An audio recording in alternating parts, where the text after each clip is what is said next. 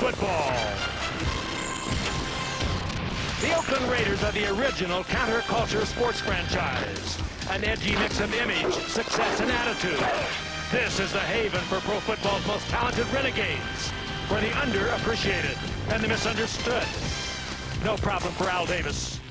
The rebel on the move, Jeff George, left his hometown, taking with him a fiery talent. In Atlanta, he challenged authority in classic renegade fashion. But here in Oakland, he is welcomed with open arms. His impact has been immediate. Last week, in his first game as a Raider, Jeff George threw 3 touchdown passes. This is an environment where his staggering skills can flourish. When it came time to find a home, there was no doubt the Raiders were the team for Jeff George. The main thing about the Raiders, and for me, the mystique was what got my attention. And I wanted to be a part of that. Growing up, you watch teams, and you grew up around the teams that are the great ones, and the Raiders were definitely always one of those. And now I'm the leader of that team, and I'm very excited about that. And the Raiders are excited about having him wear silver and black. One of the most fierce rivalries in the NFL, the Chiefs and the Raiders, on ABC's Monday Night Football. Prime time, this is what football is all about. Let's go. We got to know. Bring on the game. Like a freight train moving at the speed of light, like a knockout punch. Start the fight.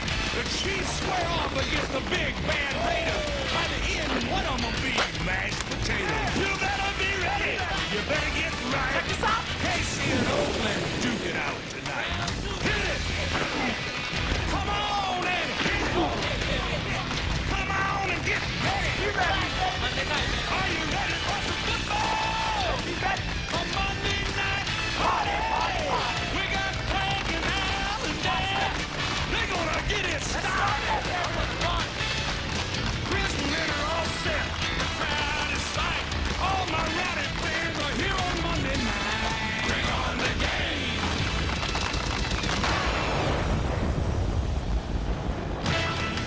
The city of Oakland in the foreground with the San Francisco Bay Bridge and the Golden Gate Bridge in the background on a perfect night for football. The Oakland Alameda County Coliseum is sold out tonight. The Raiders and the Chiefs are getting it on one more time. Hello again, everyone. Frank Gibbert, Al Michaels, and Dan Deerdorf. Happy you're with us. Good matchup for you tonight. The Raiders and the Chiefs, both teams missed the playoffs a year ago. Both teams have made major changes. The Raiders changed at the top. They brought in Joe Bugle as head coach, and they brought in a controversial but very talented quarterback, Jeff George. Meanwhile, Kansas said he was 9-7. That was ugly for Marty Schottenheimer. He not only changed quarterbacks, Al, he cleaned house, and he did. Well, it was ugly because they didn't make the playoffs, Frank, something they had done every year from 1990 through 1995. They decided to play a pat hand last year, and they didn't go to the playoffs for the first time in this decade. So they cleaned house indeed. Elvis Gerbach, the former 49ers, the new quarterback. Marcus Allen is now a backup. Greg Hill is the featured ball carrier. And they have 7 new starters on offense and 5 new starters on defense. But with all of those new faces, they didn't meld very well last week, and they lost to Denver by a score of 19-3. Keep in mind, Marty Schottenheimer has been a coach in the National Football League since 1984. He has never had one of his teams begin a season with a record of 0-2. And tonight, Dan, he faces a team that tries to begin its season by not going 0-2 as well. And now the Raiders lost last week in overtime to the Tennessee Oilers. They didn't play a bad football game with the exception of their inability to control the line of scrimmage. Their passing game was there, as Frank mentioned. Jeff George had 3 touchdown passes to the great Timmy Brown, but they are the last team in the NFL in rushing the football. They only ran it for 45 yards last week, and they gave up an astounding 255 yards to the Oilers. That has to change. You can't be last in both of those departments in the NFL and expect to win football games. The other thing Joe Bugle's team needs to learn how to do, win close football games. Amazingly, in the last 13 ball games the Raiders have played that have been decided by 7 points or less, they have won only 1 of those 13 games. They need to learn to win tight ball games. We'll be back here to Oakland for the kickoff. Ought to be a fun night. Stay with us, everybody. Monday Night Football right after this. Coach Marty Schottenheimer, who has a 14-5 record against the Raiders. Coach, what's your secret? Give us some insight into your plan to make that 15 tonight. Well, I'll tell you what, they're always a tough physical team, Lynn, The thing that you have to do is compete every snap against them because they're very talented. Coach, thank you very much. Good luck to you. And Al, we are ready for some football. On a gorgeous night, Lynn, Coliseum is still filling up. There is a rapid transit strike in the Bay Area. And so a lot of people who come via the train late in arriving tonight. The traffic, of course, is worse than it would normally be, but they'll have a full house before it's all over and done with as Tomerick Vanover drops back to receive the kickoff, and Cole Ford to send it in the air for the Oakland Raiders.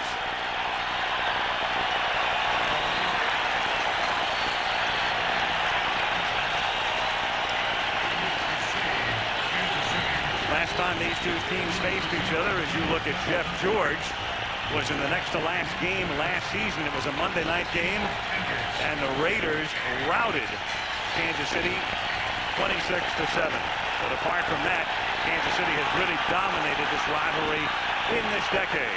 Ford's kick is a good one. Vanover will down it in the end zone. And Kansas City will begin its first drive from the 20-yard line. Last year it was Steve Bono. At the end of the year, Rich Gannon had taken over, and they went into the free agent market and plucked Elvis Gerbach, who the 49ers tried very hard to keep as the backup to Steve Young. Greg Hill is now the feature back. Kimmel Landers the fullback. He's been to the Pro Bowl. Andre Reisman and Lake Dawson the wideouts, and Ted Hobson the next 49 of the tight end. The strength of that unit in the interior, the guards and the center, Criswell, Zock, Runhard, Shields, and Glenn Parker, who's only been a Chief for about a week and a half. The longtime Buffalo Bills just signed. And Greg Hill picks up a couple to the 22-yard line. The defensive unit for the Oakland Raiders, Dan talking about the fact they were shredded last week. The guys up front who have to make the stops are Smith, Maryland, McLaughlin, one of the best, and Lance Johnstone in his second season. Fredrickson, Beekert, and Morton are the linebackers. And the secondary, McDaniel and Lewis, Trapp and Turner. Some big names, some prominent people, some Pro Bowlers on that unit, but you never would have known it in Memphis last week. They split Greg Hill wide to the right, put Anders in motion with no backs in this set. And Gerbach throws incomplete because the pressure was on. The secondary did its job. Lance Johnstone forced the issue, and it's 3rd down and 7.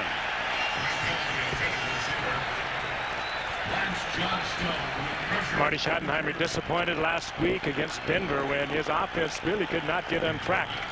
Whether that was a tribute to the Denver defense or the lack of the offense having come together with a lot of new people, we'll find out more tonight. I know he's concerned. He wants chunks of yardage. He doesn't want pieces of yardage. He wants to get those big chunks that the Kansas City Chiefs have not gotten over the years. At a little past 6 o'clock, Schottenheimer has to shield his eyes from the lowering sun, and a first down as Damon Hughes makes the catch, and Gerbach is on the money. McDaniel with the coverage. First down, Kansas City. A couple of veteran cornerbacks, familiar names. If you follow this game, Albert Lewis over in the right corner and Terry McDaniel on the left corner. They've been around for a while, and you see the slip. That's McDaniel. Frank loses his footing as Hughes makes his cut to the outside. Terry tries to go with him and does the splits. It's a good way to pull a groin. Down on the field, though, before the game, it seemed very dry, did it not?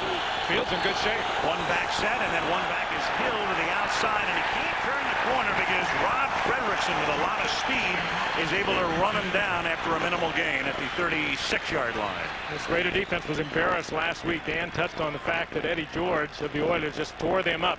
And wasn't that they were not in position so much. They put on an awesome, terrible display of tackling.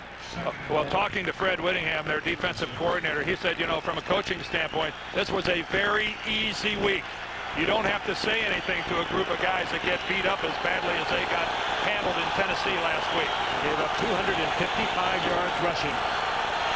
On 2nd down and 9, the pass is to Tony Gonzalez, the rookie tight end, up to the 46, their top pick, and a kid who's playing down the road from where he started in college at the University of California in Berkeley, not only in football but in basketball as well. And there is Whittingham, the defensive coordinator. And they love this young rookie out of California, Tony Gonzalez. He played in a similar offense at the University of California. Steve Mariucci, who's now the head coach of the 49ers, and they really think he has a great future.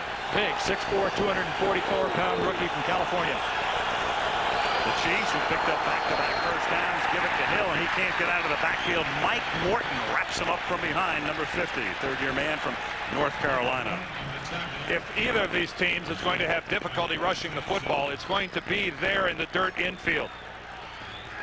It's going to be hard to really dig in. It's going to be hard for a back to make a 45-degree cut, really go back against the grain. They're going to have to be very cognizant of where they are on the football field when they're in the middle of it here. Joe Bugel, in his first year as the head coach of the Raiders, he was the head coach of the Cardinals earlier in this decade for 4 seasons.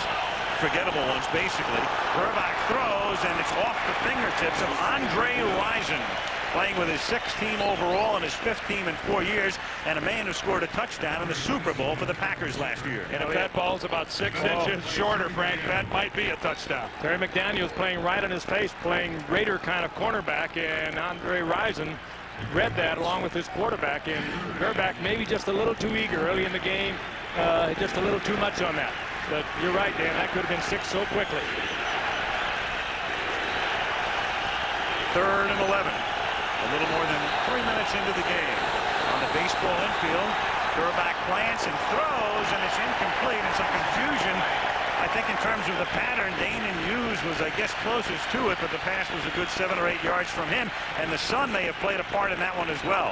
Yeah, I could have, but I mean, there was no receiver even within the area. That was a foul up by the 2 receivers. I think Andre Rison is doing the fly, and I think he probably should have broken that off to the outside. Gerbach threw a sideline pattern, and Rison ran a streak. That doesn't work. Confusion was somewhere there between the 2 of them. One of them misread the defense. Well, the sun not a factor really, but the sun sets on this drive as the punt by Aguilar will be fielded at the 19 by Desmond Howard, and the Super Bowl MVP gets knocked down at the 19 by Bobby Houston. Mike Stock very happy about that, the special teams coach. 36-yard kick and no run back, and Oakland will get the ball early in the first.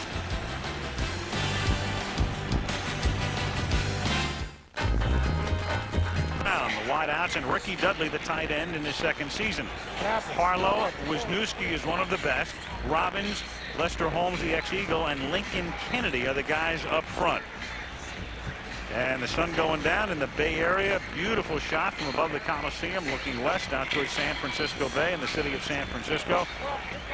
Well in the background as the Raiders take over at their own 19-yard line.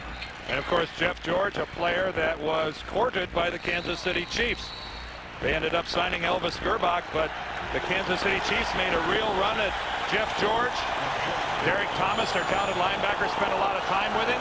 All came down to how much upfront money Chiefs weren't willing to pay. George on first down throws to Brown, and he gets taken down after a gain of 5. The tackle is made by Anthony Davis. The Chiefs defensively, now Derek Thomas will play but won't start. Booker, Phillips, and Browning, the 3-man front. Helen McDaniels at least at the start with Wooden, Edwards, and Anthony Davis, so we will see a lot of Derek Thomas, who's been hurt. We're going to see him right now, Al. He just trotted out. In the game, and the secondary is a good one. Carter's been to the Pro Bowl. Hasty's tough. Tongue and Woods, 2 good, young, second-year safeties, and there is Derek Thomas wearing an encasement around his triceps on his arm as he missed all of the preseason. 2nd down and 5, and Hoffman, Napoleon, gets knocked down to the 30-yard line. He averaged almost 6 yards a carry last season, but a tough start for him last week, and he had to come out of the game at halftime with cramps and dehydration. And ineffective up to the point in time where he had to come out of the ball game. Ran the ball a dozen times, only got 32 yards. That's less than 3 yards a carry, but one of the most explosive backs in the game, Frank. He epitomizes what a burst really is. Well, he has great speed, a great high school star, a sprint star here in California, and he has amazing speed and ability to cut. He's electric, and you put him with Jeff George and now Tim Brown in that combination. What an offense they run. And I think he went in motion, and Jeff George wasn't expecting him to. Nobody left in the backfield unless Oakland has to burn. And Pro Bowlers go at each other. Watch Brown, though, go to cut Carter. Keep in mind, Carter last year did that to Lionel Washington when he played for Denver, put Lionel out for most of the year. Tim Brown, Dale Carter go head-to-head to get this game underway. Look for a lot more of that. The Raiders, after burning a timeout, at first down now from the 30-yard line. George protected well, dumps it off over the middle. That's Jerome Davison, who has won the starting fullback spot, tackled by Anthony Davis. Davison, first-year guy from Arizona State, and he's won the starting job. And Jeff George comes out throwing the football, as well you should, as you look at Ray Perkins, the offensive coordinator. He did such a terrific job with Drew Bledsoe up in New England, and now working with Jeff George. Jeff George has a great ability to read, though. He's played on teams that have been in trouble for most of his career. Atlanta, he did not get a whole lot of protection. He reads the defense really well and releases the ball maybe better than any quarterback who's ever done it. Second down and inches. Nice cutback by Kaufman. Picks up the first down. 5-yard carry out to the 44. Tackled by Jerome Woods. Davison with the block, and next Monday we will head to Dallas. Good battle coming up. The Philadelphia Eagles coming off their victory yesterday against Green Bay, 10-9, eking one out against the shocked Cowboys, who had one in hand last night in Tempe, Arizona. And the next thing you know, the Cardinals win in overtime. Each team 1-1. We go to Big D for Philadelphia and Dallas next Monday night. Boy, did Ray Rhodes get that team up after that opening day loss to the Giants. Big step for his coach of the year. First down from the 44. Harvey Williams, now a tight end, was the man in motion, and Jeff George flings it and is caught by Brown. And Tim Brown with a big gain to the 30-yard line of Kansas City. Well, there is one of the ways that the Raiders are going back to their old passing game. Harvey Williams stayed in for protection. Passing game starts with protecting the quarterback, and Jeff George had all sorts of time to survey the field. Tim Brown had all sorts of time to do an out and then up. And Frank, this was a 6-second pass. And he caught him. It was a good read. He caught him working against the safety, Reggie Tongue. They had help underneath, but it wasn't enough. With the accuracy of a Jeff George, you cannot cover a receiver this way. You're going to have to put your cover man on him, not a safety. George is 3 for his first 3, trying to stay perfect, and does, and it's caught by Ricky Dudley, who makes a nice catch along the sidelines of the 16. Second-year tight end out of Ohio State, who last year had his moments, but he also had some terrible moments. He dropped a lot of balls. Well, if you don't get better pressure than that on Jeff George, and you don't cover better than that, you're going to have lights out tonight. This is like ducks in the gallery for him. No one even near Ricky Dudley. Well, Dudley is a weapon that is just starting to evolve. Remember all the problems that he had last year as a rookie with all sorts of drops. He had like 11 drops in one 3-game span. He's a weapon that is really starting to come to the forefront. George, again, good protection, has time, and has to throw it out of the end zone. So the secondary does its job, but so did the offensive line. He had plenty of time, but there was good coverage in the shortened field. They're basically inside the 15-yard line. Basically a 3-man pattern, though. Again, they're starting their passing scheme, at least here in the early going, around protecting Jeff George.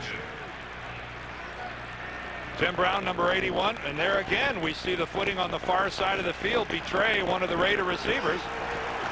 Tim Brown goes down. Remember, it was a defensive back before. Terry McDaniel that slipped. 8th play of the drive, 2nd and 10 from the 15-yard line, and they run a draw play, and Kaufman has some room, slips out of a tackle at the line of scrimmage, gets to the 10-yard line.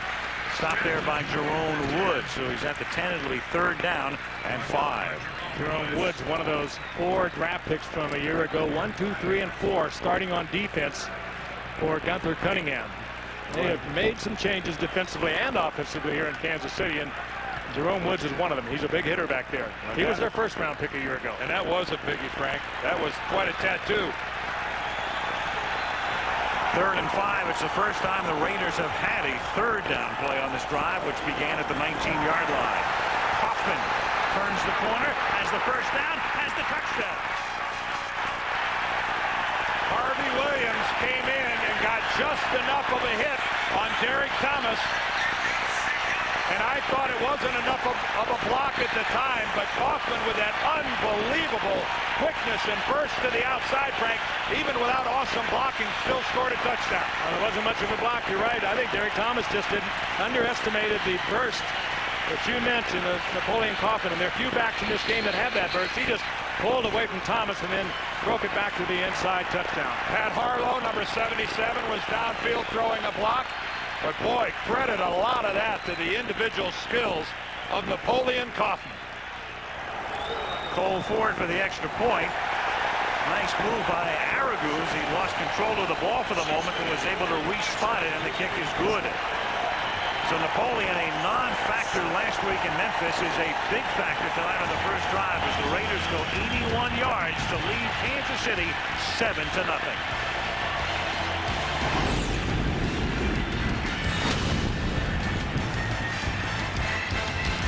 On the right is pretty happy. Ray Perkins, and the guy on the left, Hunter Cunningham, will have to do some mulling as he's watched his defensive unit just yield an 81-yard drive. Marcus Allen, a backup player right now, a role player, standing along the sideline. Again, Ford's kick is into the end zone. This yard 4 yards deep. Tamarick Vanover brings it back out to the 25-yard line. And here comes Gerback and the Chiefs with 6:34 to go in the opening quarter. 7-0 Oakland.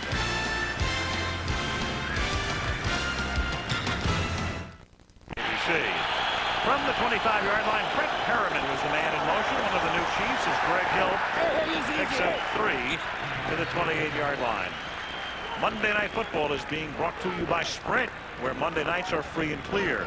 Plymouth, one clever idea after another. That's Plymouth. Miller Lite, now the official beer sponsor of the NFL, and Southwest Airlines, with fares so low you have the freedom to fly. Andre Rison in there and Brett Perriman. The Chiefs have 2 receivers who have over 1,000 yards, 1,000 receptions between them. Now a 4 wideout set on 2nd down and 7, and when it's spread out, they give it to Kimball Anders, who's off to the races with a big first down and a lot more, and finally run out at the Raider 29-yard line. It's a play they ran a couple of times without that much success clearly last week against Denver. Spread them out, give it to Anders. He's almost a forgotten Chief, too, with the acquisition of Andre Rison and Brett Perriman. He has been the leading receiver for the Chiefs over the past 3 seasons. He can do it all, though. He can run the football. He's a good blocker, Pro Bowl player. And it was a good call. 4 wide receivers, you go with the drawdown. And it ran right behind the strength of the Chiefs' offensive line. The middle of it, left guard Dave Zott, center Ken Grunhard, right guard Will Shields. These guys have been together for years, and boy, that was a nice job of blocking. 43-yard run, second longest of his career, as Greg Hill fights his way for a pickup of 3. Hill, number 1 draft choice out of Texas A&M 4 years ago. Bided his time. They thought he might ascend a little earlier, but a fellow by the name of Marcus Allen had other ideas. Yeah, Greg Hill has worked hard, though. He knew that eventually he was going to take over Marcus Allen's spot. Marcus is okay about it. We talked to him before the game, no question about that. But where Greg Hill has really improved, he has worked off season in catching the football. And he had 7 receptions last week against Denver. He only had 3 all of last season. He can now catch the football.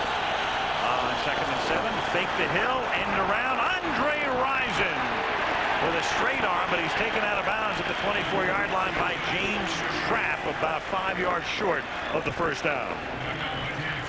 It's kind of hard to outrun James Trapp. He represents a lot of speed, and from that safety position, he came up and held Rison to about a yard, yard and a half. Marty Schottenheimer and Reggie Tung going over things. Tung the safety.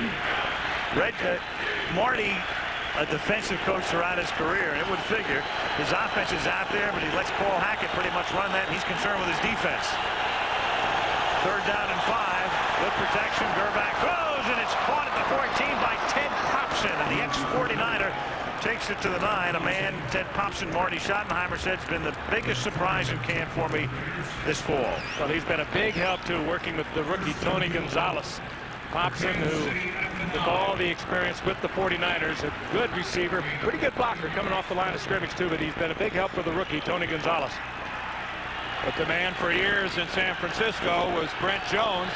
Ted Popson really never got that much of a chance to shine. Schottenheimer's very impressed. Greg Hill on an inside give, bounces off the first tackler, but then is thrust back. Mike Morton makes sure he doesn't advance any further. It'll be 2nd and goal. Greg Hill You know who must look at Greg Hill out there on the field and wonder, it could have been me, is Harvey Williams. Harvey Williams was a #1 draft choice of the Chiefs 7 years ago and never really, in his mind, got the shot. He operated under the shadow of Marcus Allen, and now it's Greg Hill's opportunity, and Harvey's left to watch from the other side of the field. Now he's a tight end. Yep, the #2 tight end for the Raiders. 2nd down and goal from the 11-yard line. Gerback throws. It's caught at the 6-yard line. That's Andre Rison who gets wrestled down. It'll be 3rd down and goal.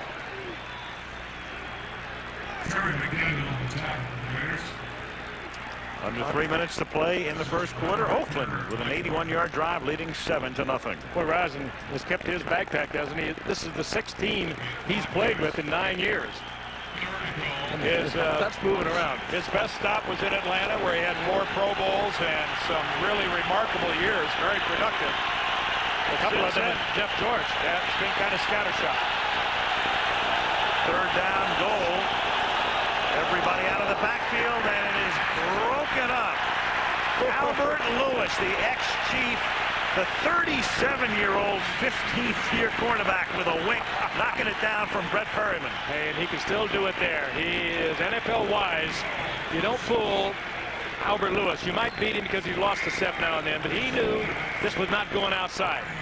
He could look at the quarterback, and he read that beautifully, got the hand around in front, deflected the ball. A perfect play by Albert Lewis. Pete Stoyanovich, this is a 23-yard attempt. Louis Aguiar the hold, Ralph Kane to snap it, and the kick is good. Chiefs bogged down at the end, but get 3 to close to within 4. So in Oakland on a beautiful early evening, 2:14 to go. First quarter, Oakland 7, KC 3. 9. And started his head coaching career with the Browns in '84, and he is the subject of tonight's The Home Depot Chalk Talk. Marty with a record of 14-5 against the Raiders in regular season play. No other coach has won more games against the Raiders than Marty, even though there are 5 coaches who have coached more games against the Oakland, Los Angeles, and now Oakland again Raiders. 14-5. And during this decade, 12-2 are the Chiefs against the Raiders. Pete Stoyanovich to kick off, and he kicks it in the direction of Tim Hall and away from Desmond Howard. And Tim Hall had a nice run back last week against the Oilers, brings it to the 27-yard line where he's tackled by Greg Minuski. That is the Goodyear Blimp Eagle up from Carson, California, in Southern California, has made the trek north and providing the Scenics on a spectacular early evening in Oakland.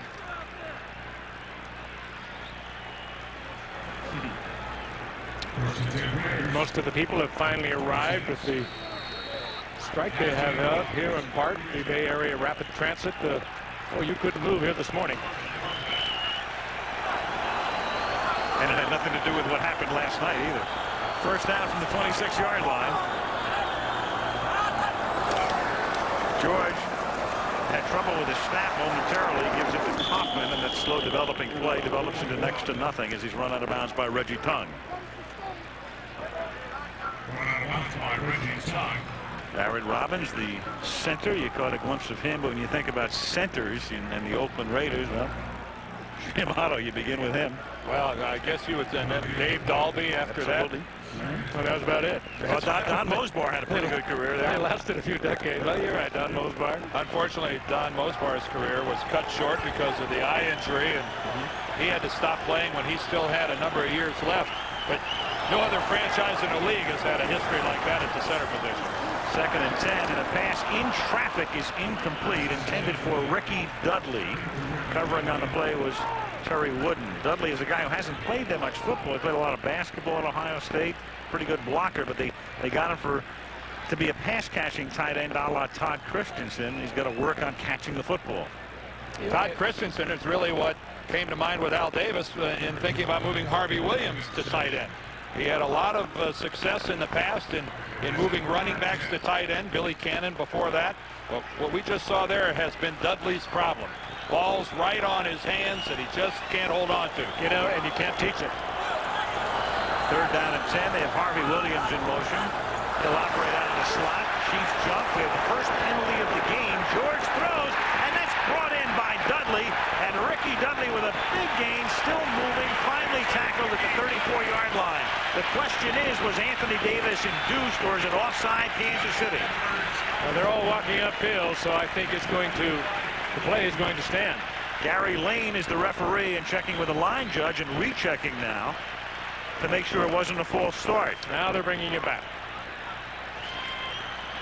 The guy that was bouncing along towards Harvey Williams was in motion. I wonder if there's some question about whether Harvey was going forward or not at the snap. I thought he'd gotten set in the slot. He was lined up outside. I don't think he ever did. Watch Harvey bouncing along. He can continue to move, but he can't go forward. Offsides, defense, number 93. Illegal shift, number 82 on the offense. Penalties offset. Repeat third down. I think he might have got 22 and 82 confused. Well, actually, James Jett, the receiver to the outside, had a little bit of a flinch, too. You're right, he did. If both of them are moving at the same time, that's an illegality as well.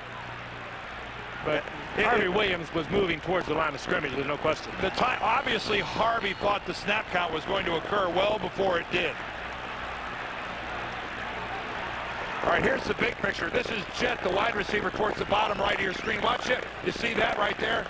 He and Harvey are moving at the same time. And Harvey is moving towards the line of scrimmage. Either one you could call. The timing was well off there on the Raider offense. And there went a 40-yard gain, and there goes another timeout. So after the Raiders commit their first penalty. Ooh, now Chef George walks to the sidelines barking at somebody. Well, he wants to get the play a little more quickly. He has to wait to break that huddle till he gets the play. That's what he was angry about. I'm sorry, but when Jeff George goes to the sidelines yelling, it's a story. He's talking to Fred Biletnikoff there on the right of your screen. Who calls the plays into him? Well, they may have had 12 guys on the field. Kenny Shedd had come onto the field, and he was running off as George called timeout. Ray Perkins has just watched his offensive unit burn 2 of the 3 timeouts in the first 14 minutes of the game.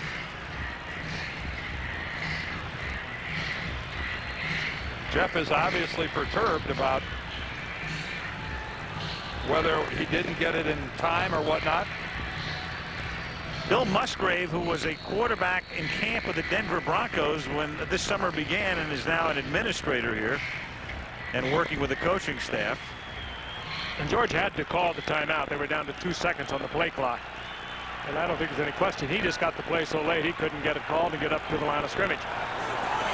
3rd down and 10. You've got Tim Brown, the man in motion now, setting up in the slot. Pressure this time, and George forced to roll. And down he goes at the 12-yard line on a corner blitz by James Hasty. Well, now there's a reversal of fortunes. The long pass to Dudley canceled out by a penalty, and then a monster sack. And the Raiders have suffered quite a loss in field position. 14 yards on that sack. Kansas City has gone almost the entire first quarter without the blitz. And this time they brought them all. They brought the corner blitz, they brought a safety, and Ray Perkins calling the play had put too many people in the pattern. There's no way they can handle this. And James Hasty, who just makes a living of big plays against the Raiders, comes up with another one. Aragouz to punt it. Good defensive call. Who couldn't? Line drive kick. Vanover, one of the best in the league from the 33. Goes to the short side of the field. Good run back. Gets into Oakland territory, and a little skirmish breaks out at the 40-yard line, and a skirmish on the sideline as well. Raiders and Chiefs. Between Vanover for the Chiefs and Desmond Howard for the Raiders, we're in store for, I think, some exciting returns tonight, both in punt returns and kickoff returns. 2 of the most exciting guys in the business. All right, there's James Hasty again, who just got the sack. He's one of the guys working on Orlando Truitt. Working on his jersey. He's the sprint man to the outside, and clearly the worst job in football is one of those 2 wideouts on the punt team that gets double teamed and hammered all the way down the field. That's Mike Stock in the middle, the Chiefs special teams coach, and he's congratulating his guys. Well, why anybody would want to be that outside guy and get pummeled for 40 yards down the field? Clip, push, shove. Chiefs at the Raider 46. Greg Hill finds very little room, takes it to the 44. The second quarter will begin with a 2nd down and 8. as the first quarter winds down in Oakland. And at the end of the first quarter, it's the Oakland Raiders 7, the Kansas City Chiefs 3, and Monday Night Football returns after this message and a word from our ABC stations. Oakland at the Oakland Alameda County Coliseum. Al Michaels with Frank Gifford, Dan Deerdorf, and Lynn Swan. We start the second quarter. The Oakland Raiders lead the Kansas City Chiefs 7-3 in a second down and 9 as Elvis Grbac goes back to pass and throws the home run ball into double coverage, and it's knocked away by Terry McDaniel. Step for step with Andre Rison. Eric Turner also helping out on the play, and it'll make it third down and 9. A couple of pretty good defensive backs back there. Eric Turner, of course, picked up this year as a free agent. Great positioning by McDaniel, reading it all the way. He's getting help from the inside. He knew that Turner was going to help him on the inside. Good coverage. Andre Rison, though, he'll fight for a football. He's very physical. If you're going to throw into coverage, throw it to a guy like Andre Rison. He'll go for it. Third down and 9. Here comes the corner blitz. That's picked up. Grbac escaping. And then finding everybody covered, and almost as it picked off, threw it in the direction of Perryman. And Eric Turner knocks it away. Anthony Smith was forcing the issue, chasing Grbac. Fourth down. Eddie Anderson, the safety, the long-time Raider safety, and surprisingly one of the inactives. He's not hurt. He was just put down for tonight's game. I think they were thinking more in the line of coverage than they were in stopping the run. Eddie Anderson is a good run support safety man, but with Brett Perriman and Andre Rison, Perriman now healthy, and Lake Dawson, well, you better get the cover guys out there instead of the run stoppers. The reality of it is, though, guys, he's their fourth safety. It's his 12th year in the league. His career's winding down.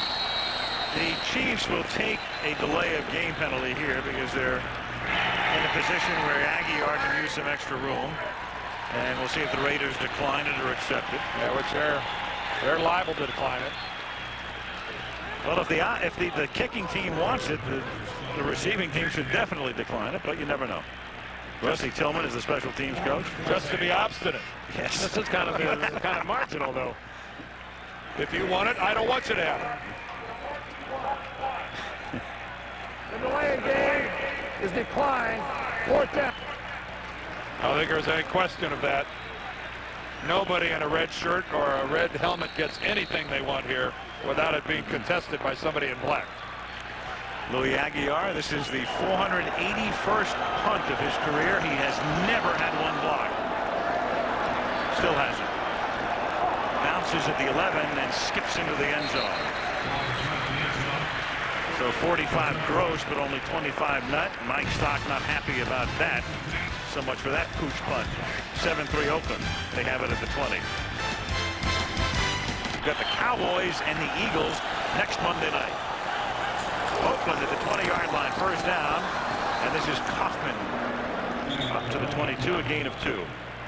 Monday Night Football is being brought to you by Coors Light, proud partner of the John Wayne Cancer Institute and their search for a cure. Ford F-150, strength after strength after strength.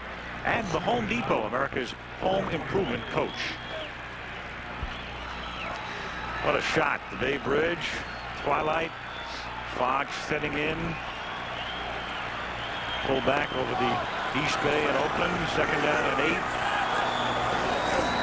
From the 22, and Kaufman nearly got knocked down in the backfield. Turns a loss into a next to no gain. Derek Thomas pops him. Vaughn Booker almost had him. That's Thomas coming from the opposite side of the field, and he had a head of steam too. He unloaded on Kaufman. It's Pella McDaniels there.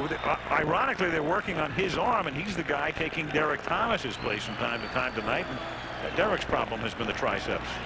Of course, that's a lot higher than the triceps area, but still there is Thomas wearing that big and bulky, what appears to be a cast, but it's really soft. He says it doesn't bother him at all. Happened way back where? In early August, late July? Yeah, late July. This has been a big week, though, for Derek Thomas. He has made a noticeable improvement. So say the Chiefs. Good protection, but the secondary does its job, and George goes down to a knee at the 24-yard line. well short of the first down, and Oakland will be forced to punt. And that is not Jeff George's long suit. Since that long pass to Dudley that got called back, the Raiders have just run off 5 consecutive pretty clinkers. Yeah, we'll call them clinkers, clunkers, whatever you want to call them. Very ineffective offensive plays. Here's a threat. Vanover, 2 years ago, Vanover won a Monday night game, you might recall, against San Diego in overtime with a punt return for a touchdown. Much to the delight of that Arrowhead crowd. Leo Araguz, the punt. They ran out of time. Well, whistle before the snap. Now this is one, if that's the delay of game, the Chiefs will accept this one. Another 0 on the play clock. Delay offense, 5-yard penalty, still 4th down. Well, let's make it 6 plays in a row now that the Raiders have not exactly been artistic. Well, that was a great punt by Araguz too. A wasted one, but a great one. Raiders have led the league in penalties for 4 years in a row, but that's the first accepted. You had the offsetting play before. And this is the first time they're truly set back because of it. 4th down and 11. And a wobbly kick after he'd gotten off a beauty that didn't count. This is a clunker that turns out to be actually not quite a work of art, but a heck of a lot better than when it started. About 20 yards on the ground. Oh, and now another flag. The flag is down. That one was about 32 yards in the air and 20 in the baseball infield. Stop the band. We did. Lorenzo Lynch is arguing with one of the officials. Can a band member hurt himself when he has to stop playing, you know, abruptly like that? The harmonica player has a big problem. Yeah, you could. Could you like throw your Adam's apple out of joint or something? Could. Not our guys. Illegal man downfield against the Raiders. How could that flag be thrown clear at the back, clear at the end of the play? Well, we'll take a. I had a discussion here. I wonder if there are 2 penalties here.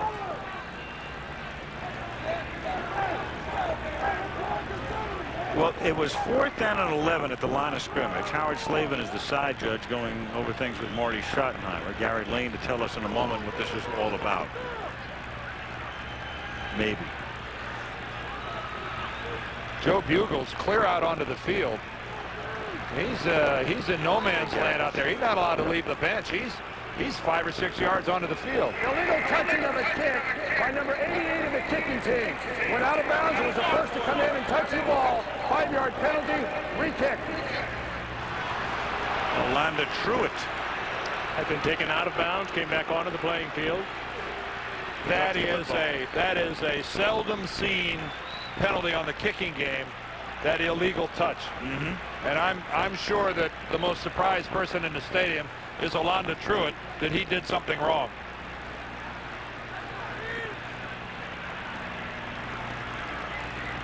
If you leave the field of play, someone else has to touch the football prior to your touching it. Vanover will have another opportunity. And it's a doubly weird penalty too, because the ball was just dying to begin with. It almost didn't even require anybody to touch it at the end of the play. No, it didn't require anybody. And so a 52-yard punt, A bad break for the Raiders. That's what that is. so they're back at the 14-yard line. It's 4th down and 60.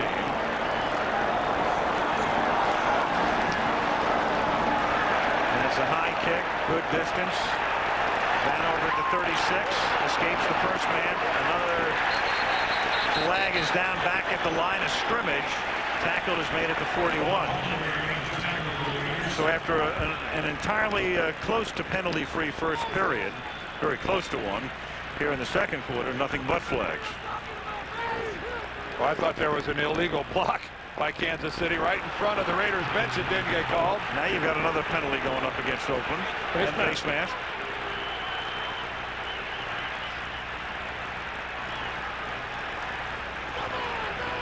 Lorenzo Lynch. Personal foul, after the kick. Number 43 in the And a left hook. 15-yard penalty. That hurts. After the kick, he had the face mask of Tony Gonzalez. Kansas City would get great field position. They get the ball when we come back. 7-3 Oakland. Beautiful shot. Sunset, that's Lake Merritt, downtown Oakland, in your picture right there. Early evening, temperature in the 70s, and it's, well, not a very pleasant early evening necessarily for Joe Bugel, at least in the past couple of minutes, watching his team flag here and allowing Kansas City to start this drive at the Oakland 44-yard line. The 3 consecutive punts where something went wrong on each one of them. The net result is his defensive team has to go out on the football field with Kansas City being a little less than 45 yards from the end zone. The problems that have plagued the Raiders in the past that Joe Bugel has pledged that he's going to correct. All of a sudden here in game number 2, it's early going, are huge Raider problems. For the moment, the play clocks are not working. Both teams have been informed of that. First down at the 44-yard line for Kansas City.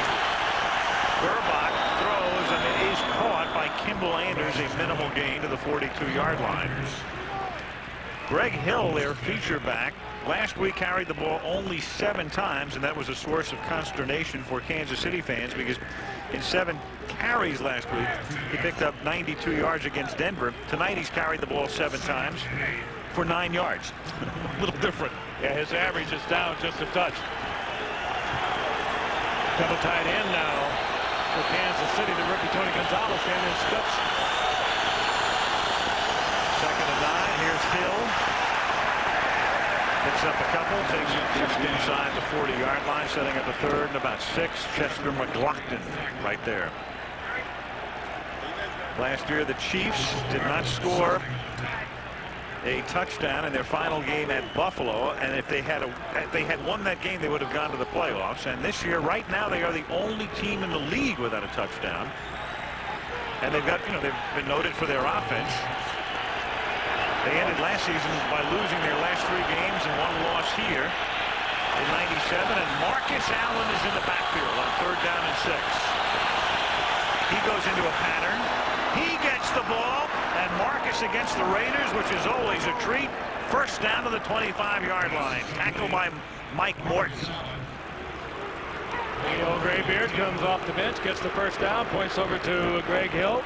He said, I feel like a pinch hitter. I feel like a top relief pitcher. Well, what do you think Mike Morton feels like? He's locked up one-on-one with Marcus. He overcommits to the outside.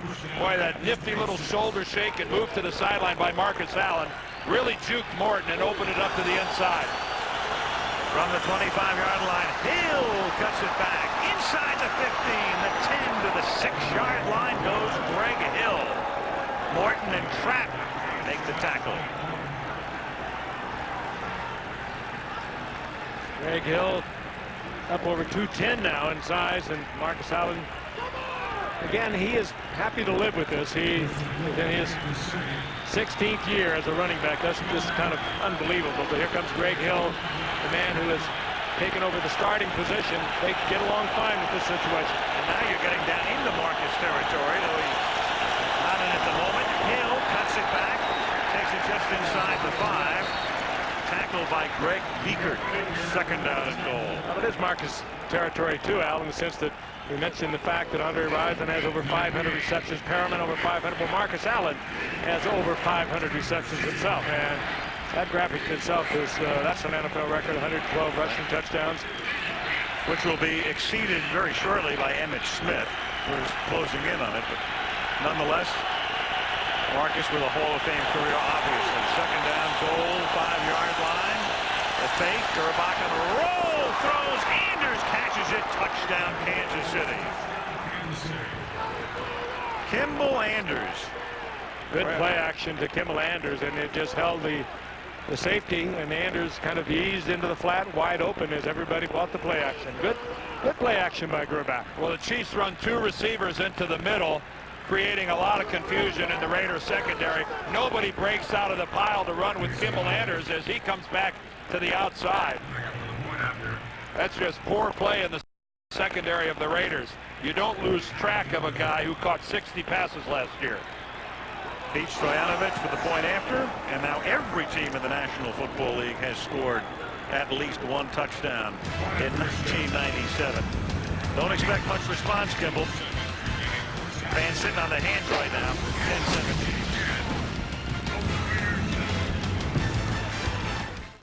Pennzoil. Look at the blip. Sun going down over San Francisco Bay. And in the East Bay right now, we have just seen the Kansas City Chiefs take the lead for the first time in the game by a score of 10-7.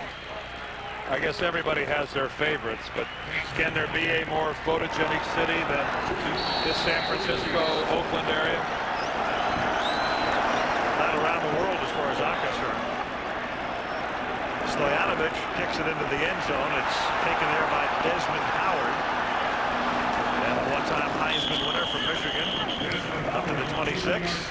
Well, Gents, you know, it's early in the season, and you never want to overemphasize an early season game. But when you're playing in the AFC West, and you've got the Denver Broncos to chase, and they're already 2-0, this game takes on a little bit more early season importance for each team tonight. I don't think there's any question about that. I mean, Denver is obviously everything that we thought they'd be before the start of the season, and one of these two teams is going to be 2 behind Denver, and that's not good. Yeah, the winner will breathe easier, although as we know, the loser is not out of it by any stretch of the imagination. What is it every year? Some 0-2 team has ultimately ended up making it to the playoffs. So it's not panic time, but one of these guys is going to be a whole lot better off than the other. Here's Kaufman. And the thing that you don't want to do is if you build yourself enough of a hole as you look at McLaughlin, then clearly you do have a chance to get to the playoffs, but then you're thinking about that wild card again and no home field and all the things you don't want to think about. Well, and at 0-2, all of a sudden things start creeping into your head. There's a confidence problem. There are questions about, well, maybe we're not as good as we'd hoped we were during the course of training camp. Those kind of negative thoughts, Frank, can kill a team. They can. I think back to Marty Schottenheimer, who just said, I won't go through a season like I went through last year.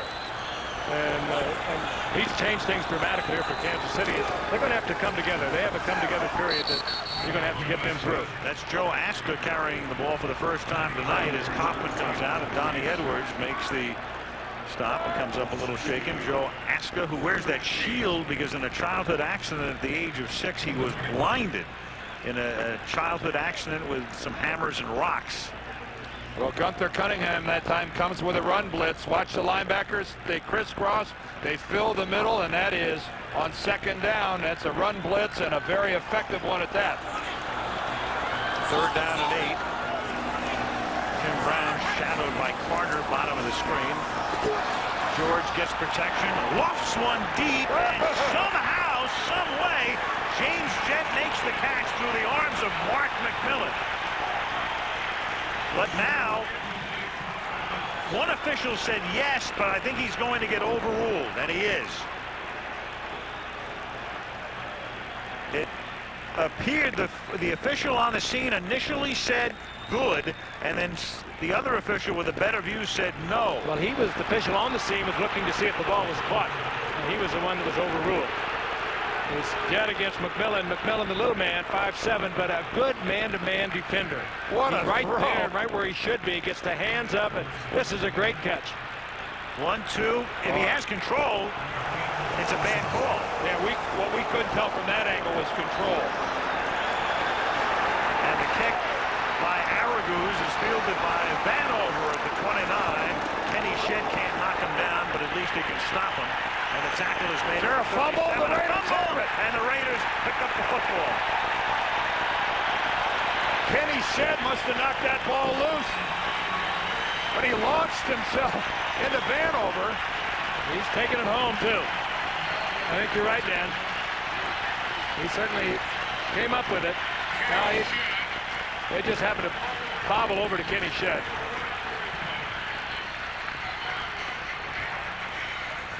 Big break for the Raiders now. All right, here's Shedd. He throws himself into Vanover. Vanover still has the ball. Then he gets caught in the scissors by about 4 different Raiders.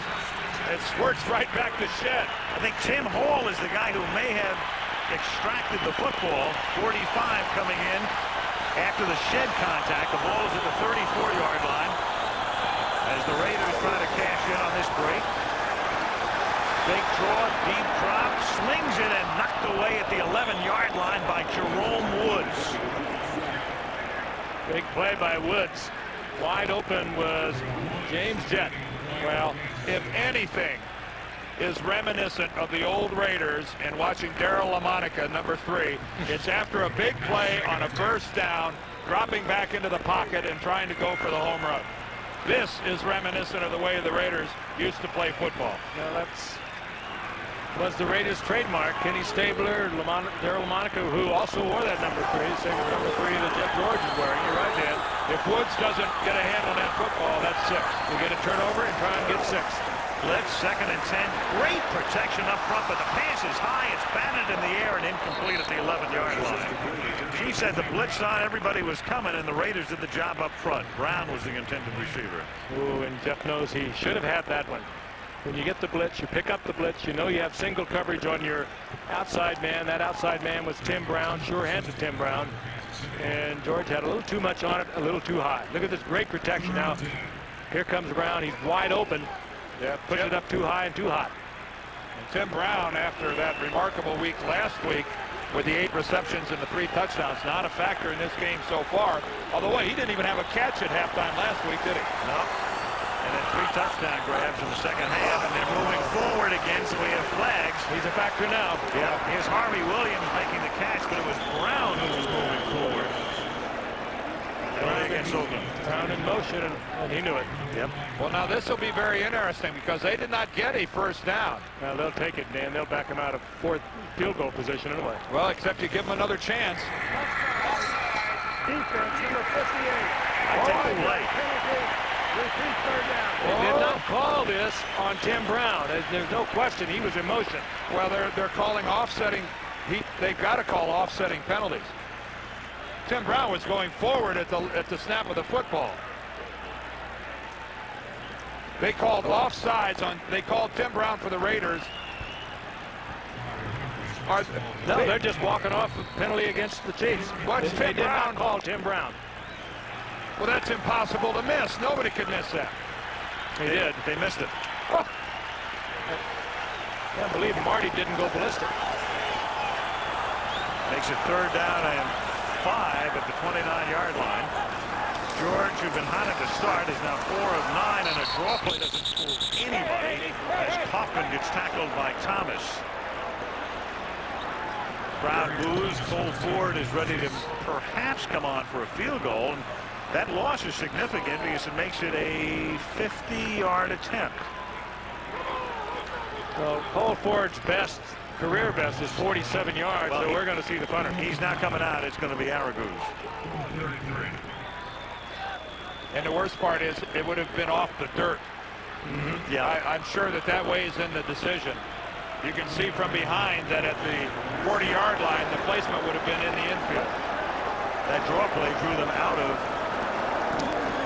field goal range. He tries to pooch punt it and does. And can the Raiders recover before it crosses the goal line? Oh, they did. Yep. No. I was going to say, it looked like the ball was touched by one of the Raiders who had his feet in the end zone. Right. And so the rest of the play was irrelevant. That's Orlando Truitt right there. Rusty Tillman, the special teams coach, and Mike Stock, his opposite number. Araguz did his job. He put it down at about the 4-yard line. Take a look here, not right here, but right here. The ball's going to be kept in the ball. First of all, hit in the end zone there. Yeah. So that's the end of it right there. Out to the 20 it comes, 5:14 to the half. Still a 3-point lead for KC.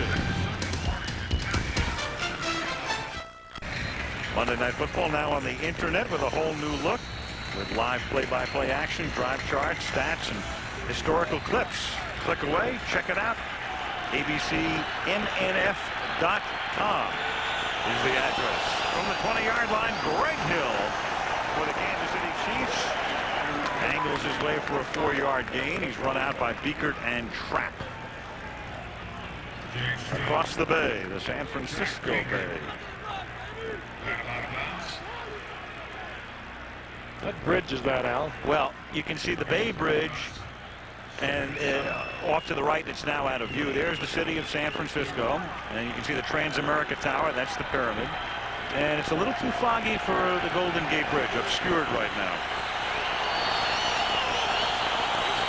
2nd down and 7 from the 23-yard line as Marcus Allen takes it to the 25, and he's tackled there by Greg Biekert.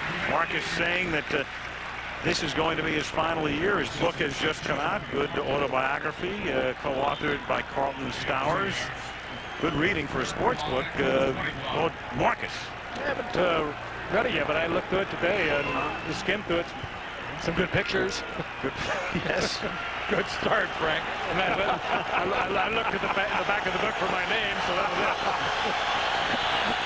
3rd down and 5 from the 25-yard line. And Durback runs out of room. Nobody open. Chased by Kevin Johnson. Incomplete. 4th down. But Marcus, everybody knows the story, starting with the Raiders and then the very acrimonious end of that relationship. And it's very clear. He said, I'm going to go into the Hall of Fame if he goes in. And he says if I go in, and we know he will, obviously, as a Kansas City Chief. If he doesn't, they'll close it down. Yes. Well, he's number 6 on the rushing list. He's chasing Franco Harris, who's the next guy in line. He's about 450-some yards behind Franco. End-over-end kick that bounces at about where a third baseman would play. And takes a good hop for Kansas City all the way inside the 15 to the 10. A 65-yard punt by Aguilar. Got a big jump off that infield. It took a terrific bounce. When you get a net 65, that's quite a change in field position. The defensive line of the Raiders, of course, they're bolstered by the addition of the number 2 selection in this year's draft, Darrell Russell, chosen right after Orlando Pace, and he'll be seeing a lot of playing time tonight from Southern Cal, all 6'5", 310 of him. So it's Darrell Russell right there on the sidelines. This guy is going to be a superb football player for a long time to come. And he's going to be able to afford it. And what a rotation they have with Russell McLaughlin and Russell Maryland, those 3 defensive tackles.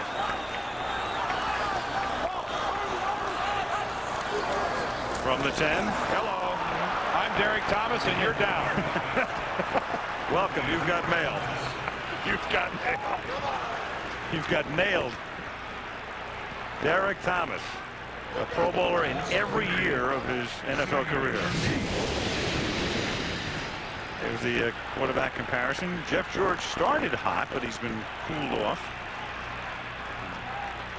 0 for his last 5 after he was 4 for 4, and Jeff throws, and it's caught up at the 19 by Tim Brown. Very close to a 1st down. Oh, that's what you love about Jeff George's arm. He was about to be sacked for a safety, and he just threw totally off balance, but with such accuracy and what such velocity. Talked to Tom Flores before the game, a former Raider quarterback. Look at this. He just flipped this off balance, about to get hit. But Flores says he agrees with me. He's never seen an arm like this. He says, technically right now, Troy Aikman is the best he has ever seen in this game. And it was interesting to talk to Flores. Flores, a former head coach and quarterback himself, but he really agrees that there is no arm around like Jeff George. Oh, and the one word you always hear when you talk about Troy Aikman is accuracy, his pinpoint accuracy. And the mechanics is so good. He steps into it. He's a classic thrower. Jeff George, there's really nothing classic about his delivery. And in many ways, it's kind of, his footwork is somewhat awkward. But the skill of that arm and the ability to deliver the football is at times staggering. 1st and 10. George hit as he throws, and it's incomplete, and a flag is down at the 30-yard line, about 10 yards upfield. So obviously some contact taking place. I don't think that was on Hasty, who was the cover man on Brown. He's got a hole and an automatic 1st down against Kansas City. Get a number. Holding defense, number 40. Oh, they did. 5-yard penalty. Looked like pretty good coverage, and Hasty's not complaining about it. He was man for man on Tim Brown. That's a tough assignment. Here he is. He lines up 3 or 4 yards off. Yeah, he grabbed him by the jersey. We've seen a lot worse, but there's no question he did have a hold of the jersey. Penalties, Oakland 3 for 25. KC a deuce for 10. First down from the 25-yard line. George slings it incomplete, intended for Orlando Truitt. Somebody tell Orlando there's a game going on here. Yes.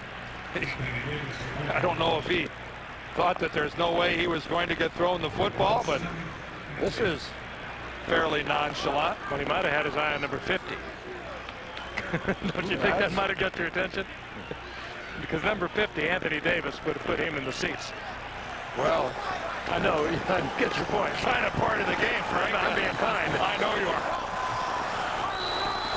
Second and 10. 2:45 left to the half.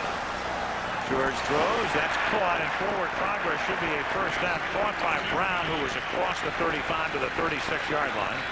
That should move to 6. Of course, with the unfortunate injury to Jerry Rice, the Bay area now belongs to Tim Brown when it comes to catching the football, and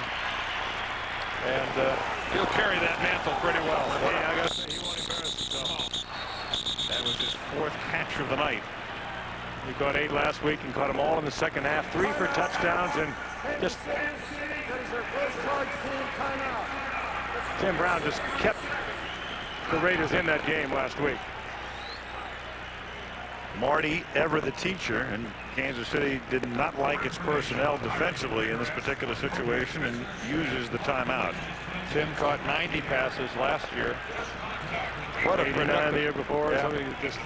And now they've taken him off the punt return team, and I think that's good. I mean, he's up there. His record for numbers of return was broken yesterday by Dave Meggett, but he's been a very prolific punt return man, and I think at this point in his career, and particularly bringing in Jeff George, it's time to get him off that punt return team, and particularly if you have a Desmond Howard.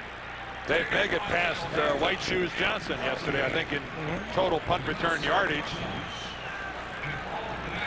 And only 90 total yards for the Raiders here as we approach halftime. 81 of them on that first drive. Sounded like somebody turned the switch. Yeah. The Kansas City defense. Well, they've been doing some of it to themselves, too, with penalties. First down at the 35. George throws, and it's caught at the 45 by Brown. And Timmy takes it to the 41-yard line. Tackled by Jerome Woods. 24-yard pickup. And we come to the 2-minute warning. 2 minutes and the first half remaining in Oakland, where Kansas City leads 10-7.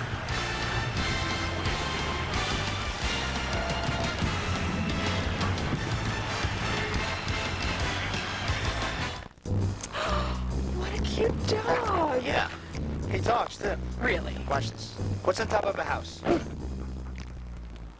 What is the opposite of smooth? Okay. What's the only chip that tastes like a baked potato with everything on it? What? I guess I should have said the works. Introducing Ruffles the Works. It's got all the delicious flavor of a fully loaded baked potato. Now that's a potato chip. Next time I bring the cat. Inside your car's fuel system lurk dark forces that can spread their dirt and filth. So if you have a dirty fuel system, use STP Complete Fuel System Cleaner. Dirt has met its match. STP Complete Fuel System Cleaner. The Star Wars Trilogy Special Edition is now on video like never before. New scenes. I'm Lucky Cheese. New sound. New special effects. Buy the Star Wars Trilogy Special Edition on video. Green Bay is a small town. When someone leaves here, it means something. It means the entire community's been diminished. It means an acquaintance, a neighbor, a friend left your life forever. Most importantly, it means there's now some extra seats available for Sunday's game. Well, it's awfully tough to get tickets from the Super Bowl champs. It's absolutely impossible with American Express. They'll bring you Visa card. Go Packers. The official card of the NFL. 2 minutes left in a good first half at the Oakland Alameda County Coliseum. Each team coming in off an opening day loss. But like a typical Kansas City-Oakland battle, tight. 10-7 is the score. Chiefs leading by 3. Marcus Allen looking on as his defense tries to stiffen. First down, Oakland at the 42-yard line of the Chiefs. And George has found Timmy Brown here in the closing minutes of the first half, and I'd stay with him. Pressure. Avoids it. Intended for Jet, but covered by McMillan. Good little move in the pocket on the part of Jeff George. You're not going to see him run the ball very well, and he doesn't want to run the football, but he slides around in the pocket pretty well. He's had to over his past few years, particularly with Atlanta, and before that Indianapolis. He learned to get rid of the football quickly in the run and shoot offense of June Jones down in Atlanta. A good offense by a good coach. It's hard to imagine these two had problems, because it's hard to imagine anyone have a problem with June Jones. Classy guy, good football coach. I'm sure he'll be back in this game. Second down and 10 at the 41-yard line. And that is caught by Tim Brown. In fact, when you talk to Jeff George a little bit about that, Frank, you get the feeling that that ruling may have come down, the suspension from up top, i.e. Rankin Smith in Atlanta, as opposed to June Jones. Of course, that's Jeff's version. There could be a little revisionist history there, but he looks at it a different way. Third down and 2. As Hoffman takes it inside the 30, inside the 20, and Napoleon is out of bounds at the 16-yard line. Ray Perkins happy about that call. Gunther Cunningham not very happy. Well, that was really a well-blocked play up front by the Raiders' offensive line. They're making some good blocks at the point of attack for a line that was really ineffective last week, only 45 yards rushing. Take a look at this thing. There's Lincoln Kennedy out front. Lester Holmes comes in with a block. Pat Harlow's in the play as well. And a good move by Coffin to get out of bounds, stop the clock. They only have one timeout remaining. Coffin did not take it inside. That could have cost him. 18-yard pickup. Joe Aska's in the game at running back. A sidearm sling is incomplete and knocked down by James Hasty, the corner. Well, in the last 5 plays, that's about the 3rd blitz off the corner that Gunther Cunningham and the Chiefs have run. He has obviously made the decision that he has got to try some different things to put pressure on Jeff George. A 4-man rush is not getting through the Raider offensive line, and Cunningham, the man you're looking at now, is having to take some chances. And as we all know, chances can end up in touchdowns. That first drive of 81 yards, they did nothing, and George cut them up. And they came with the blitz, and they shut him down. Second and 10. They come from the corners. George steps away. Steps out of bounds. Again, conserving that sole timeout, out of bounds at the 13-yard line. But now they're looking at a third down in a conversion situation. Third and about 8. Well, there's where he rushed 4, kept 7 back in coverage, and it paid off. Even though the 4 didn't get a great pass rush on Jeff George, the 7 back in coverage blanketed all the Raider receivers. Of course, down inside the 15, when you have those guys dropping into coverage, they can play much tighter. They don't have to be concerned with anything deep. And they can play in the end zone in front of the receivers. Big game of strategy. Third and 8 from the 13.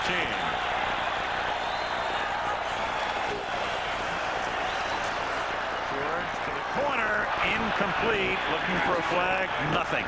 Dale Carter covering, Olanda Truitt, the intended receiver. Truitt looking for a flag. So Dale Carter whipped around in a hurry too. Didn't he look like a guy that was looking for one as well?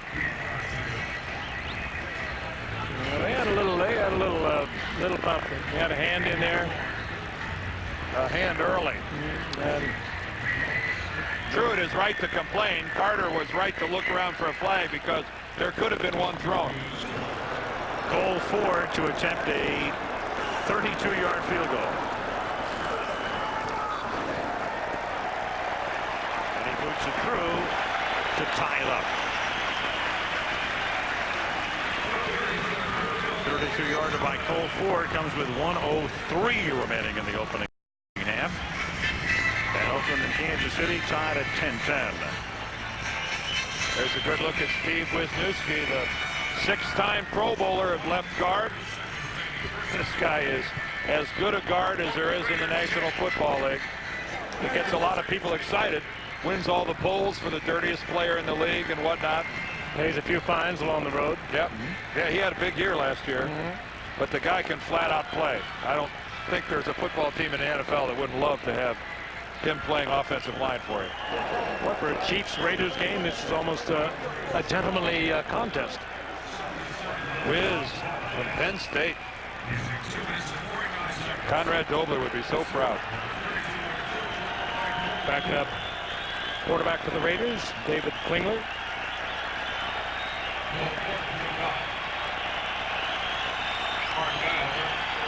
And here comes Mark Vanover on the return, and he's returned in 3 years, 3 for touchdowns.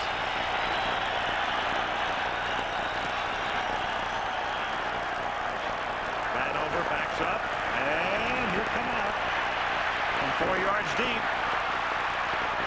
Flag is thrown, a couple, one from each direction, up at the 29-yard line. That's a smart play by Vanover to come out of the end zone. He really has nothing to lose. Why just take the touchback and start at the 20-yard line? Maybe you get the big return. The Raiders have used so many of their timeouts that even if the Chiefs don't get a first down, I still don't think the Raiders. On the return team, number 23. 10-yard penalty. First down. How many timeouts do the Raiders have left? One. Just one. Well, the Chiefs and the Raiders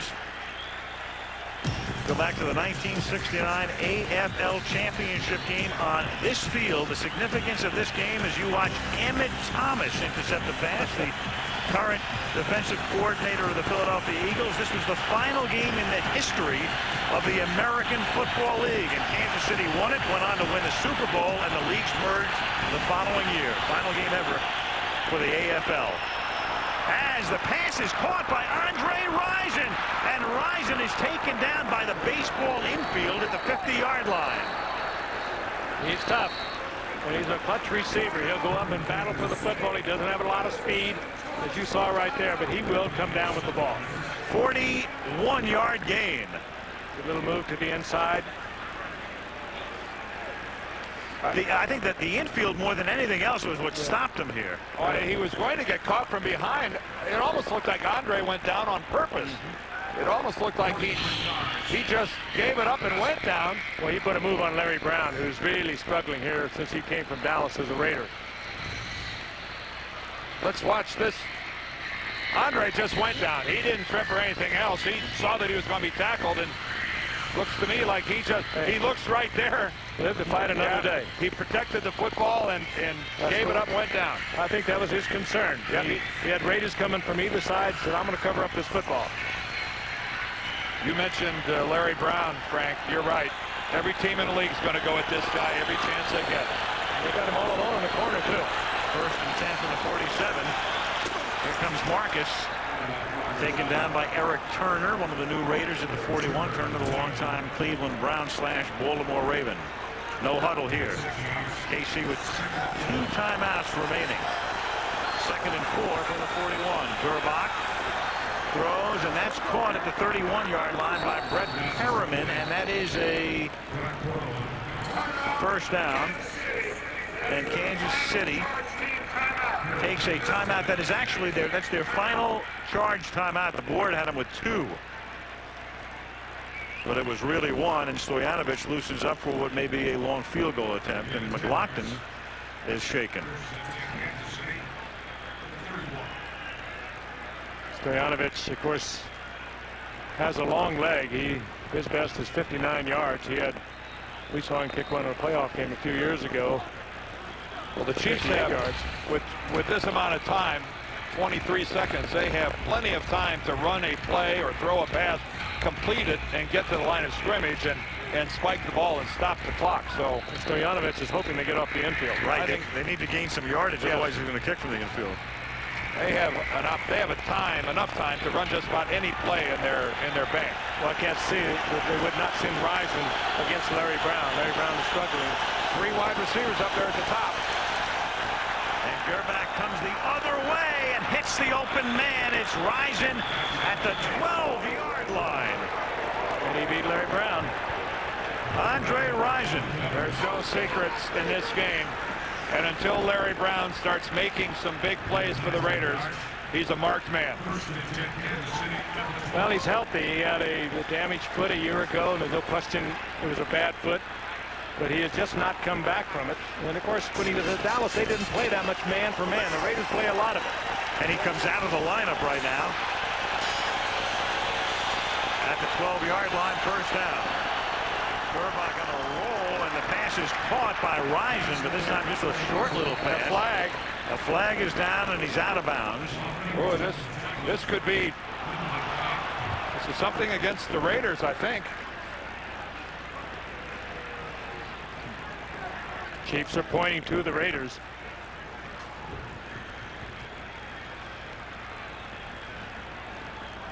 Joe Bugle, when asked about the penalties, he said, we talk about this every day, cutting back. They had a relatively penalty-free first period, but not so the second. Hands to the face, number 51 on the defense. 5-yard penalty. Push that. Lance Johnstone. Not a good place to do it. Nope.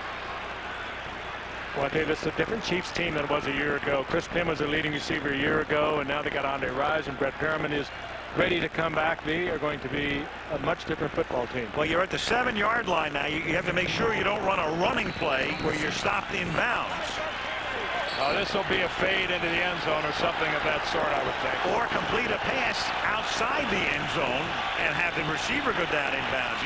You have to think clock here as well. The clock is going to dictate the call. And they have talked about this in the huddle. But a lot of times teams don't manifest it correctly. Gerback throwing into the end zone too high. Now they've got 7 seconds intended for Greg Hill, and they are not going to run another play. Even though we saw there were a couple of games yesterday where this same sequence sort of came into play, and I'm trying to remember the game. It was the Philadelphia Green Bay game where they ran a play with 6 seconds to play, that little 3-yard incomplete pass, and then still had time to kick the field goal. And a little something to chew on here prior to this kick. The Raiders have lost the last 16 games in which they trailed at halftime.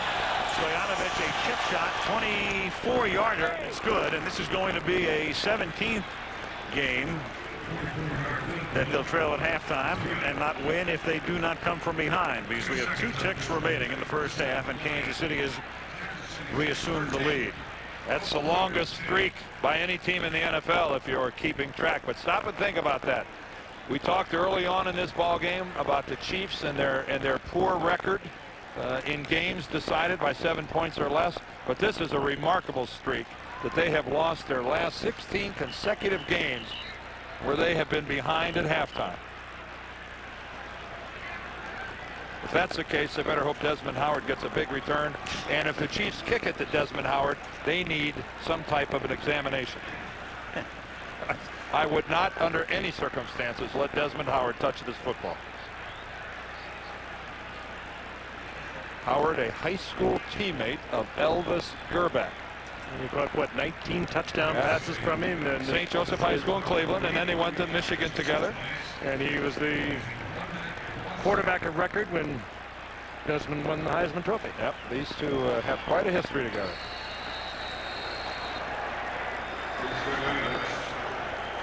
Stoyanovich sends a ground ball down to the 11-yard line. It winds up in the hands of Tim Hall, and he's brought down to the 33. And that'll do it for the first half. Good half in Oakland tonight. The Kansas City Chiefs at the half, leading the Oakland Raiders by a score of 13-10. And let's go to New York and Chris Berman. All right, Al, thank you. ABC's NFL Monday Night Football, brought to you by Budweiser. Beechwood H for a crisp, clean, classic taste. Nissan, who reminds you that life is a journey. Enjoy the ride. And The Game, the new film from the director of Seven, starring Michael Douglas and Sean Penn. Night has fallen in the East Bay in Oakland, California. There it is, a beautiful shot. Oakland on the right, and Alameda on the home of your old buddy Lee Grosscup, a former #1 draft choice. I thought the Cupper was going to join us. Well, he was somewhere in those twinkling lights. I know, laying back, hopping grapes into his mouth. Absolutely. Eating the good life. It's only Lee can live. Elvis Gerback is loosening up as we get ready to start the second half. The Chiefs beginning this season. Tough schedule with 2 games on the road at Denver, at Oakland. They go home next week to face the Buffalo Bills, who come off their victory over the New York Jets yesterday. And the Oakland Raiders will take on the Atlanta Falcons next week in Atlanta. And some question about their quarterback, Chris Chandler, who suffered a concussion yesterday. Now the quarterback picked a good time to come to Kansas City. With the likes of Brett Perriman and Andre Wright, and be a good time to fix my headset.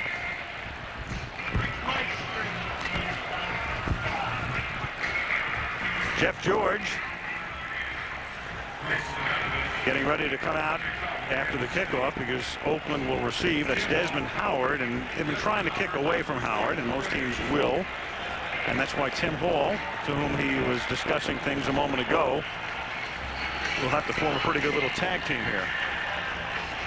Rusty Tillman, longtime New Orleans assistant, now here. Special teams coach. And we get ready to start the second half. Stoyanovich.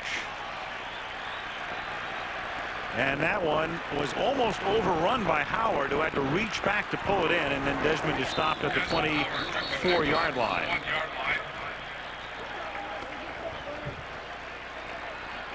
And that's where the Oakland Raiders set up shop. Fred Maletnikoff, one of the all-time Oakland greats, the receiver, with some words over the headset. There he is. Fabulous Freddie. One of the many Hall of Famers that used to wear the silver and black of the Oakland, Los Angeles Oakland Raiders. Certainly one of the most colorful wide receivers in the history of the game of football. And it's a first down now for the Raiders from the 24-yard line. They start with Harvey Williams going in motion.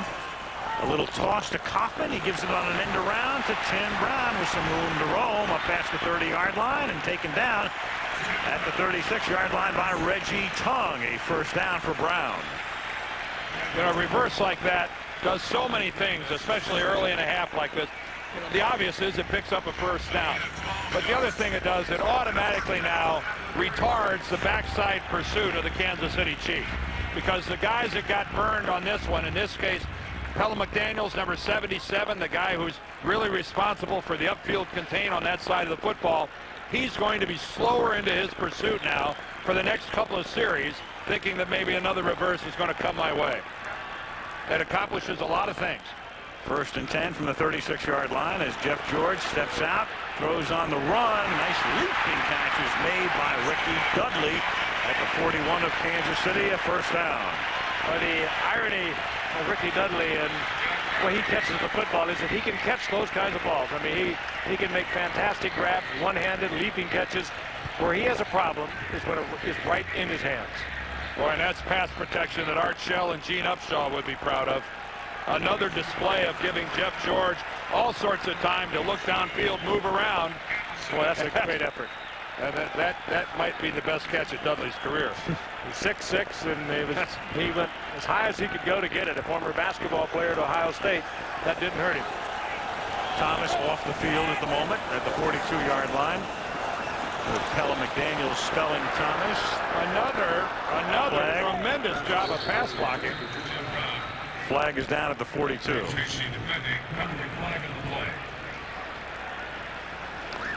George looking to get the ball to Brown, but good coverage by Hasty. Gary Lane. Offside.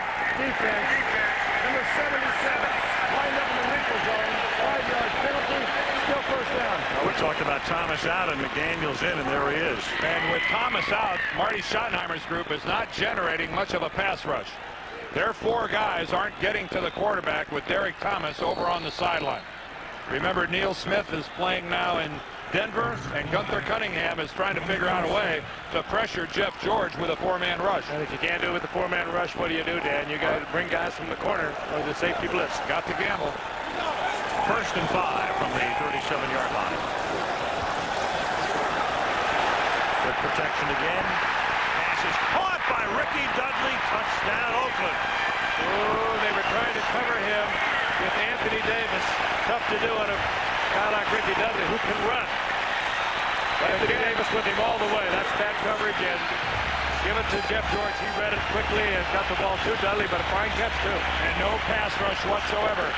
Again, we see a display of what Jeff George can do if he gets a clear and clean and unobstructed look at the football field. He will find the guy that is the most open, and by God, he will get him the football. But look at this. Nobody anywhere near Jeff George. Well, Davis is trying to cover him, and no chance. Cole Ford for the point after. Well, quite a series there for Ricky Dudley. He ends up with a touchdown, but don't forget his acrobatic leap a couple plays prior. So the Raiders score on the first drive of each half tonight and retake the lead. 17-13.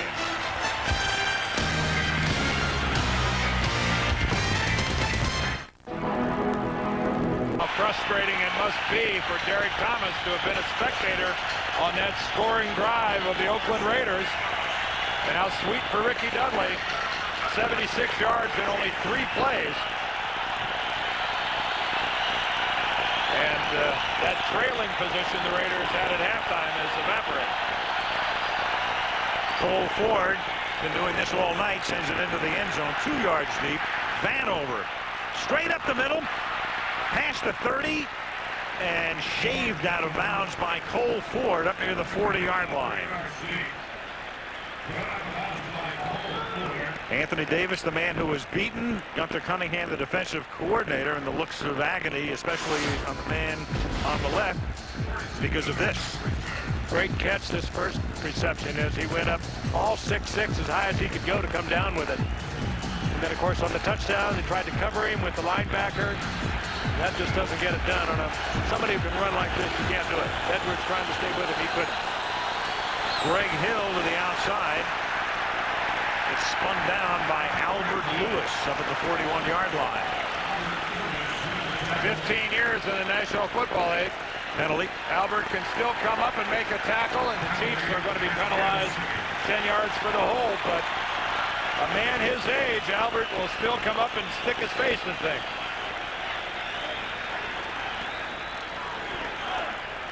Holding offense, number 38. 10-yard penalty, still first down. That is Kimball Anders, the fullback. Again, Albert reaches out with that left, then gets the right, and drags downhill. Boy, he avoided that face mask, too. A lot of players would have gone for that mask. They couldn't have avoided it. 10-yard penalty, 1st and 20 now. Chiefs from their own 29-yard line. Burback comes back to the left side and winds up hitting Andre Rison for a gain of 7 yards. Tackled there by Terry McDaniel. Well, Rison caught the football. There are a lot of receivers we see in this game today would be peeking. He didn't. He's tough. He's a combative guy. He'll fight you for the football, and he'll usually come down with it. He runs that slant in as good as anyone around.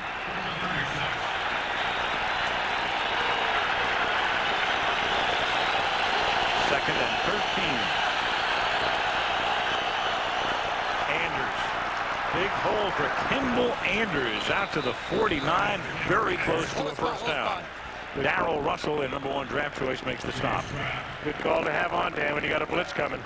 Is there anything that Kimball Anders doesn't do for Marty Schottenheimer and the Chiefs? He is a tremendous blocker, as we've seen tonight when he gets an opportunity to have the football under his arm out in the open field. He makes people miss, and of course he's a very gifted pass receiver. Last 2 Pro Bowls have been graced with the presence of Anders. You saw Greg Minuski down in a crouch trying to get a good line on this spot. And it's a first down.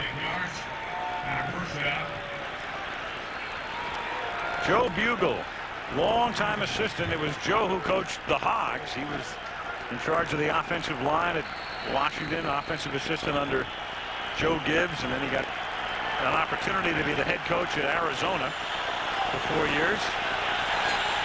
Came here as an assistant, and the players went to bat for him in the offseason and convinced Al Davis to hire him. Marcus Allen picks up 6, loses the footbal.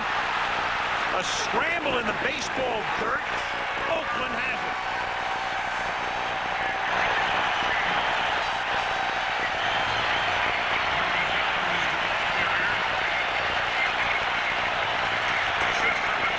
Ball squirting around. McLaughlin comes up with the football. Albert Lewis almost had it, and Marcus coughs it up. Albert Lewis almost lost it, but McLaughlin comes up with it. Lewis tries to handle it.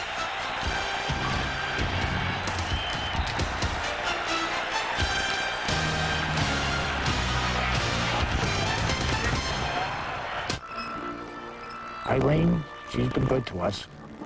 I reckon it's time I go into town and get us. He gets the hand on the ball, rips it away from Marcus Allen. Albert Lewis almost picked it up and had it go for a touchdown, but at the bottom of this pile, Chester McLaughlin comes up with the football. And the Raiders now get a chance to display a bit of a killer instinct. Let's see what they can do with it.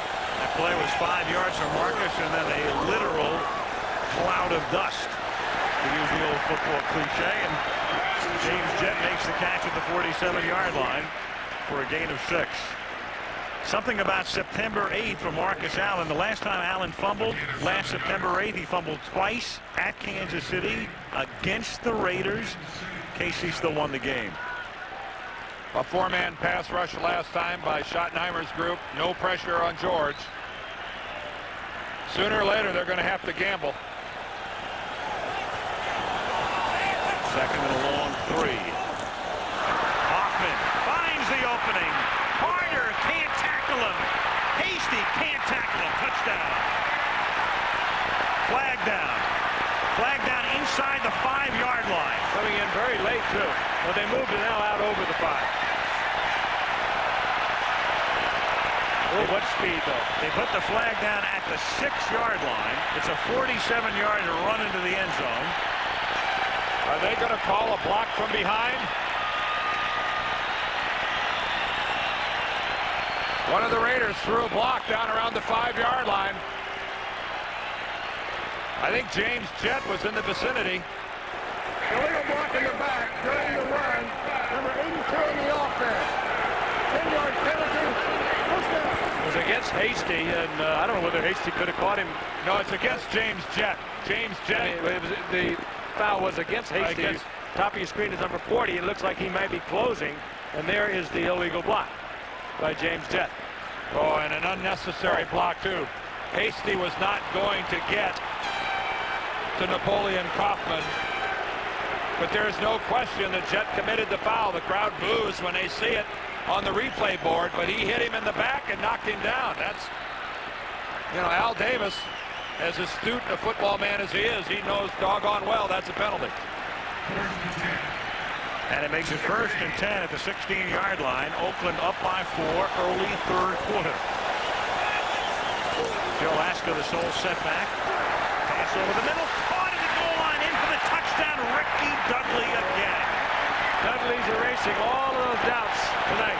Just don't throw the ball into his chest. He's making some fine catches tonight. And if the Chiefs don't start blitzing Jeff George, he might throw another 3 or 4 touchdown passes before this game is over. Another flat-footed, unobstructed throw by Jeff George. What a touch, too. The Chiefs' defensive line is being obliterated by the Raiders' front 5. Over, you'll see, over one Kansas City Chief, over the linebacker. Donnie Edwards was in front of him, but a perfect touch by George. Cole Ford puts it through. And Joe Bugle has just watched his team. Young man that age knows what he's seeing. The emergence of Ricky Dudley coming up with the game of his young professional career. And the Oakland faithful's first look at what Jeff George can do if he's given the time. Oakland up by 11. Vanover back to receive the kick. Again, Ford does the job, puts it into the end zone, a yard deep. And Vanover gets smothered at the 17-yard line by John Henry Mills. Former Oiler, a guy they picked up for special teams, and that's exactly why they picked him up. And there is a fumble. And a rugby scrum. It's changed hands about 5 times at the bottom of that pile. If this ball ends up belonging to the Raiders, chaos is going to break out here. Yeah, the crowd saw the hit. They didn't see the fumble, but the players did. Rob Holmberg, number 57, is a Raider that's very close to it. Vanover is awful close to it.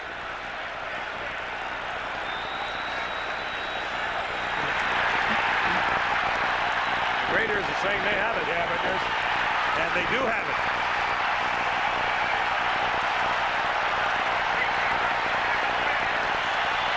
There was a long, protracted struggle for the football, and the Raiders won. Rob Holmberg is the last guy to emerge. Somehow able to find oxygen at the bottom of that pile and comes up with a football. And Rusty Tillman, his elation is equal to Vanover's despair. Now, if this is indeed the old Raiders with their new arm, you're going to put the ball in the end zone. That's what they used to do. You get the ball, you get the turnover, you go up the top and get everything you can.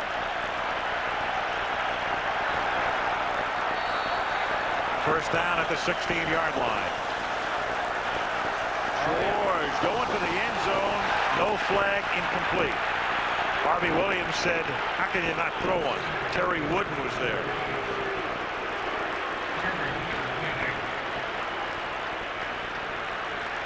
And not playing the role of a wooden Indian either.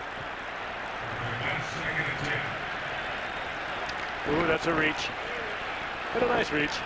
Well, the ball, I don't know if one of the factors was that the ball was thrown deep enough into the end zone that Harvey wouldn't have had a play on it anyway. Sure looked like it could have brought a flag. I've seen less than that. Here's the blitz. Second down.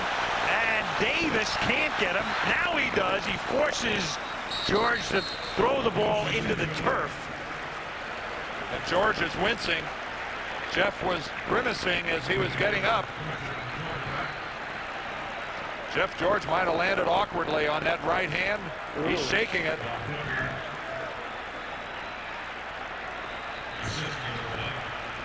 Appears to be all right, though, checking for plays on his left wrist. And Kansas City is going to have to do much more of this. They did it after the first drive of the Raiders in the first quarter and were very effective with it. Then they got away from it, and George ate them alive. They've got to come back to it. Anthony Davis kept after him, missed him once, and finally put George down. We saw what the blitz can do. You can't do it every time, but the Chiefs went far too many snaps without a blitz and have given up some scores. Third down and 10. No blitz, a simple four-man rush, and the pass is incomplete, thrown into the middle of the action. Tim Brown right over the middle. Jerome Woods the nearest coverage. Fourth down. So the Raiders, who would have had a touchdown were it not for the penalty, can't gain a yard on 3 plays. And we take a look at Thomas working against Harlow. And that's Derek taking strictly an upfield rush, and then when he tries to go back to the inside, can't make the move, and Harlow just smothers it. Cole Ford, this will be a 34-yard field goal. And it is just good. Just inside the right upright. Vanover is disgusted. His fumble sets up 3 more for Oakland. 9:50 left in the third. It's now Oakland 27, Kansas City 13. Goodyear Blimp Eagle hovering high above the Oakland Alameda County Coliseum, home of the Raiders and the Oakland A's. On a sparkling night in the Bay Area. Capacity crowd looking on here as the Oakland Raiders are now up by a score of 27-13, and Cole Ford, who's kicked every kickoff into the end zone tonight, sends this one to the goal line. Vanover out of bounds up at the 34-yard line.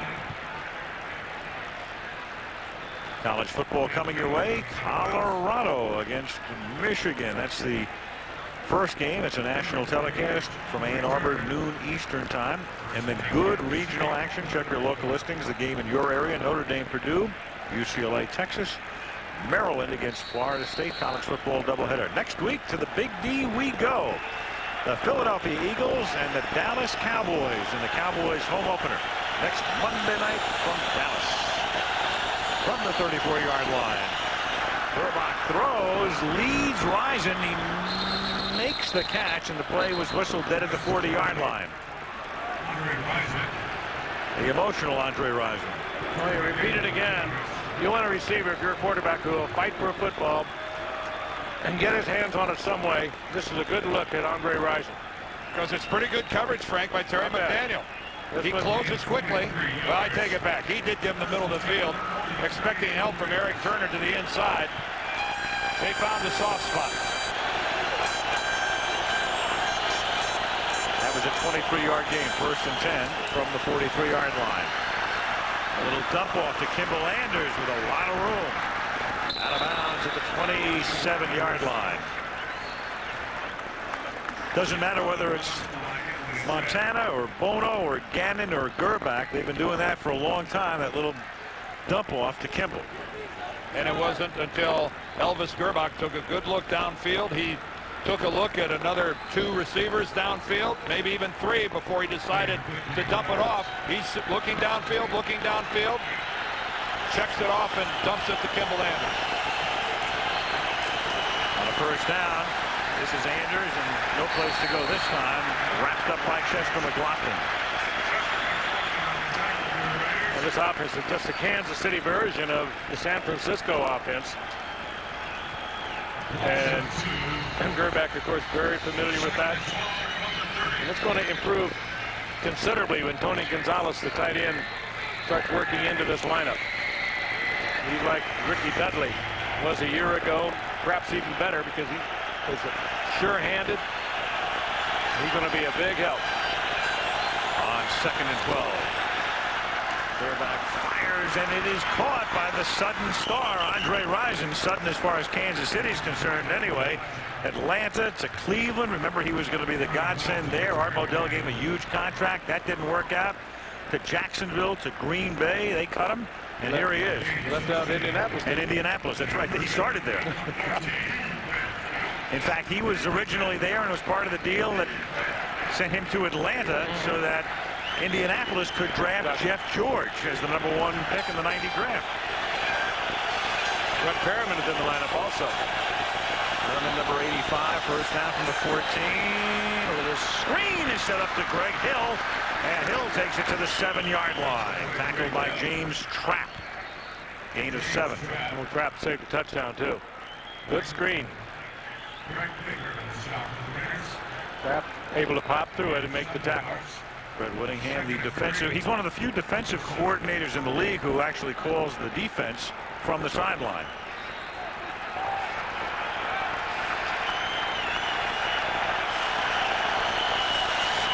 Second and 3 from the 7. Hill.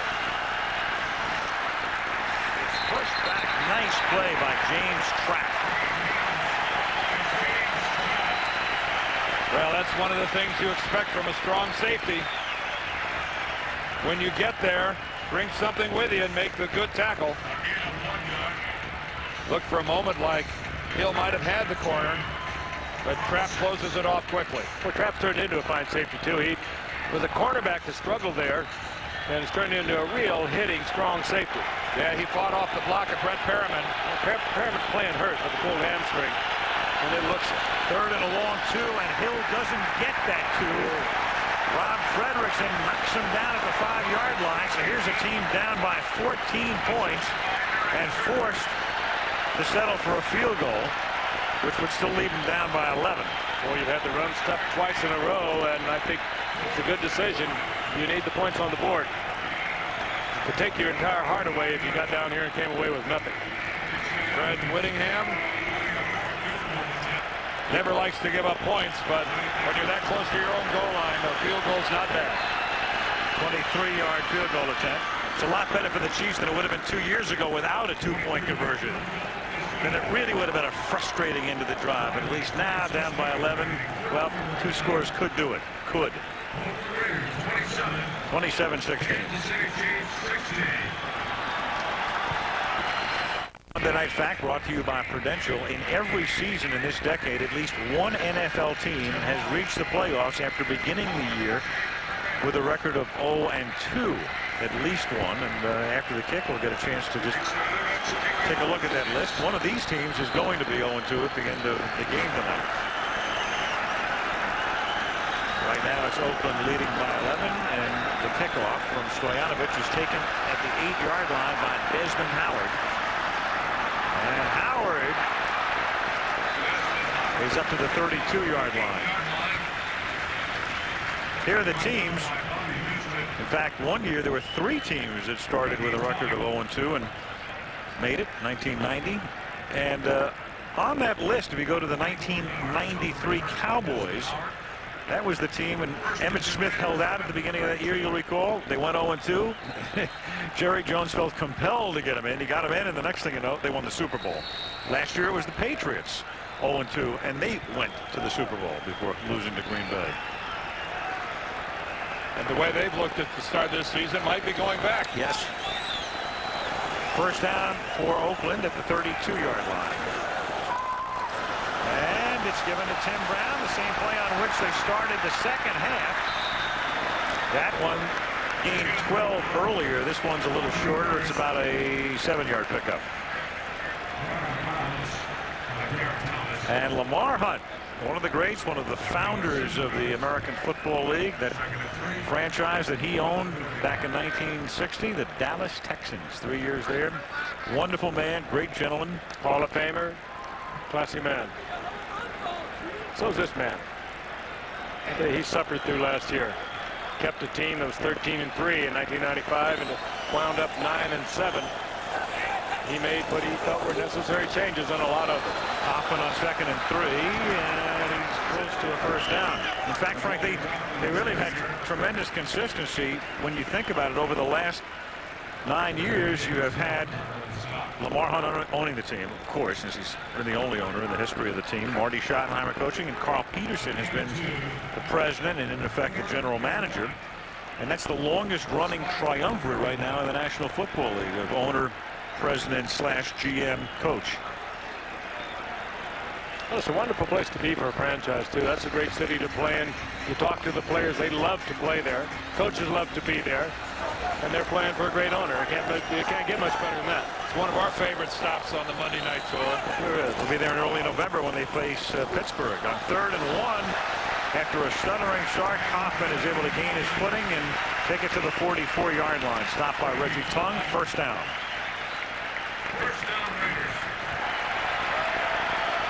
Julian Kaufman, I think, has taken himself out of the game. We saw that last week. I mean, he's got a motor that runs at about 100 RPMs too many. And he does really tire down quickly. They like to get the ball to him 20, 25 times, but he needs a little break. So they bring in Joe Aska, and that's not bad. Although in college at the University of Washington, he was able to carry the ball with that kind of a load. And he carried it, lifted up today. He carried it 255 times as a senior. You got a shove here. Donnie Edwards came in and shoved Harvey Williams. Yes, while the ball was in the air. There's a page out of Dick Butkus's old playbook. Harvey Williams is coming across the field, looking back for the ball. The ball's in the air, and that's about as obvious as it gets. There's no foul on the play. The play was behind the line of scrimmage. There will be no interference. Second down. Behind the line of scrimmage. Harvey Williams ran a pattern that came all the way back behind the line of scrimmage. Let's look at it. You see where the ball was. 44-yard line. 44-yard line. This redefines a shallow pattern. That's close. Yeah. Yeah.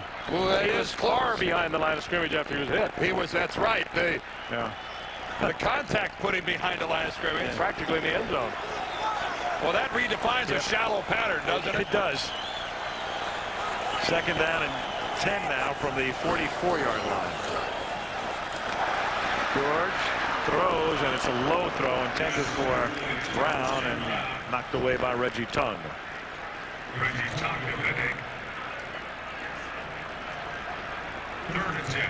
Nickel defense coming in now for Kansas City. They bring Derek Thomas back in. It'll be interesting to see what they do. Third down, sure pass. Will they come, Dan, or will they not? If they don't come, this guy's gonna kill you. Well, I'm just speculating here, but on a four-man pass rush tonight during the course of this game, Jeff George is throwing it somewhere around an 80% completion percentage. The four-man, it's not that George is the greatest quarterback that ever played. The four-man rush from Kansas City isn't generating any pressure. Raiders take a timeout preparatory to a so balky technology may be at fault here, or at least in the first half in terms of the timeouts. Good work, Lynn. Yep. Third down and 10 now at the 44-yard line. And oh, you got to call that. Well, Donnie Edwards had come across. No contact. I think but if he's unabated, right? The rule is if he's unabated to the quarterback, you're supposed to blow the whistle. He was abating himself at a certain point. Maybe that's why the whistle didn't blow. Well, Jeff abated him. He was the abatee. Well, supposedly when a defender is clear across the line of scrimmage and has a free run at the quarterback. Offside. Defense. 5-yard penalty. Still third down. You're supposed to blow the whistle and stop the play cold at that point to keep the quarterback from really getting walloped. Kind of answer that question as to whether or not they were going to come with a blitz. Third and 5. Let's see It really points out, doesn't it, guys, the luxuries that really good defensive teams have when they can generate a pass rush with only their front four defensive linemen. You know, the Green Bays and the Dallases. What a luxury those teams have. There's Pat Harlow getting a head start. This will. Prior to the snap, false start. Offense number 77. 5-yard penalty. Still third down.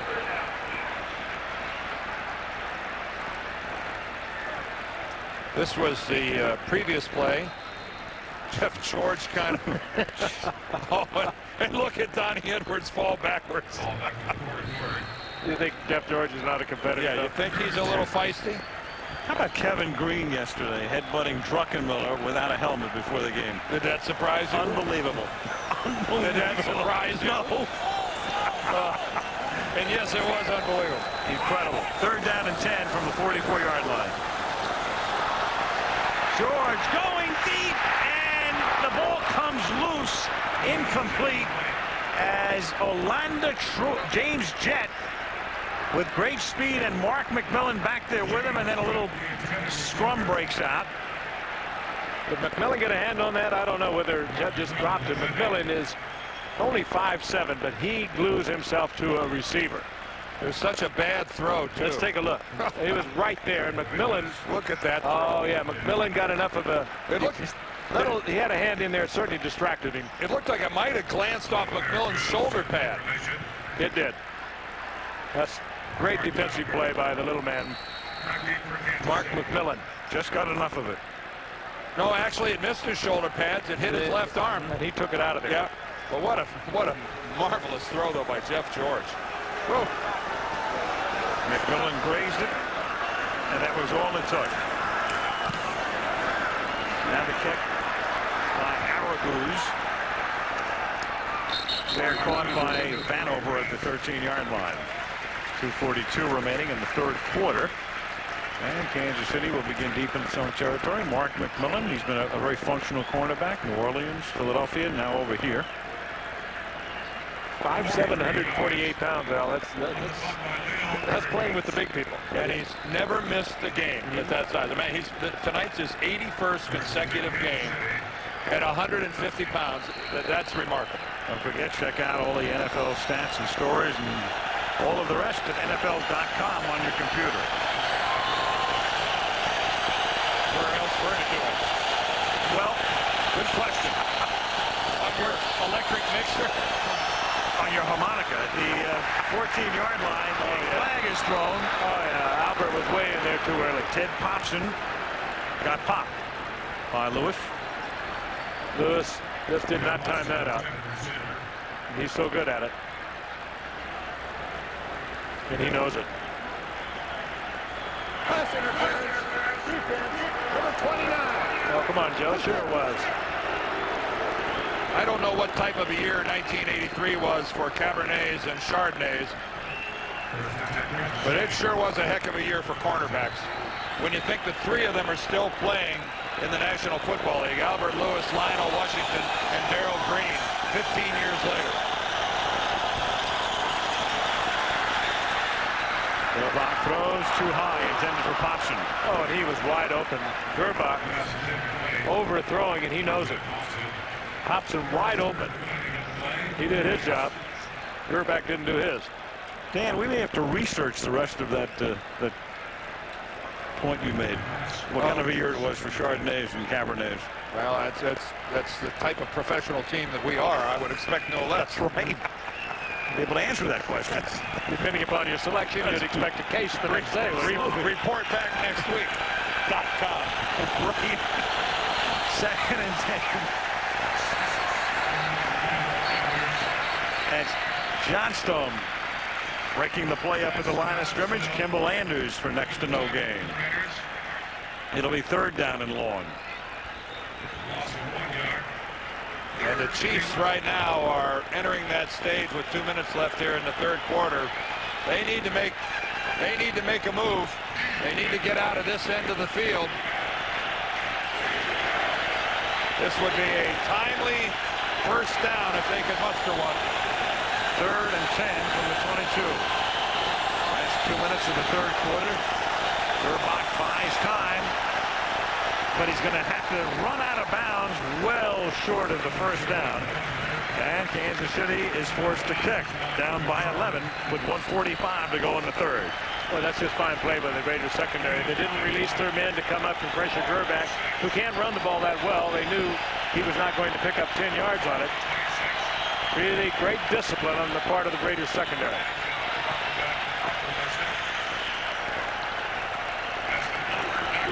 How many games have they lost when they trail at the half, Dan? 16 in a row, I believe. Yep. Aguilar's kick. Pulled in 32, Desmond Howard. Turns it back upfield, gets into Chiefs territory, takes it to the Kansas City 44-yard line. Ooh, what a weapon. Ran laterally, picked his spot, shot downfield. Well, he got a block. He got a block back at the beginning of this thing that was looking like it was going to be awful close to a block in the back. Got a Raider down on the field, I believe, right at midfield.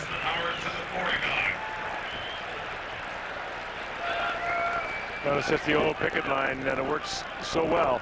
There's the block right there. Got another one coming up here, too. John Henry Mills, I believe, was the Raider that... There's another one in the back that they could have called. Desmond Howard runs so well in traffic. Wonderful instincts. You never get him oozing and pecking. He just is slanting and accelerating with every cut. And look at the speed with which he takes it upfield. That's Albert Lewis. 15 years and playing on special teams. Yeah, I'm just thinking the same thing, Frank. What the heck is he doing? I was got to be thinking, what in the world is this? I'm 37 years old, for crying out loud. Second oldest cornerback in the league. Only older cornerback is Darrell Green of the Redskins, who will never quit, I'm convinced, ever. 1st down from the 45.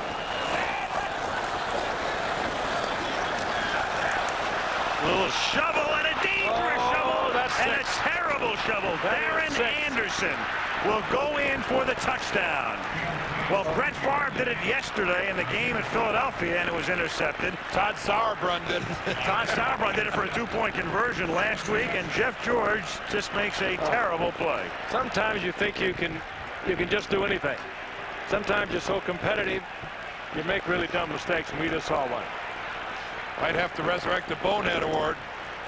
Yeah. That was mind-numbing. And just trying to make something happen. Give a lot of credit there to Anthony Davis, who went right over Napoleon Kaufman. It was the pressure of Anthony Davis. That was a big-time play by Davis. And the James Hasty that turned a Kansas City Raider game around a couple of years ago with an 80-yard interception return. And now KC will go for 2 because they're down by 5, and this is only the second interception of Darren Anderson's career. And give Gunther Cunningham at least some credit. The blitz that time paid off big time for the Kansas City Chiefs. It was a delayed blitz too, and they came from the middle. Anderson in his 6th year in the league. 27-22, 2-point conversion to try to... Oh, the outside guy's wide open and uncovered. Too late for that. Over the middle. Out of the way. Oh, my Lord, the Chiefs completely disregarded Greg Hill. The Raiders. They let him go. And as it turned out, the Chiefs wound up disregarding him too because he was wide open. But we had a helmet come off. Yeah.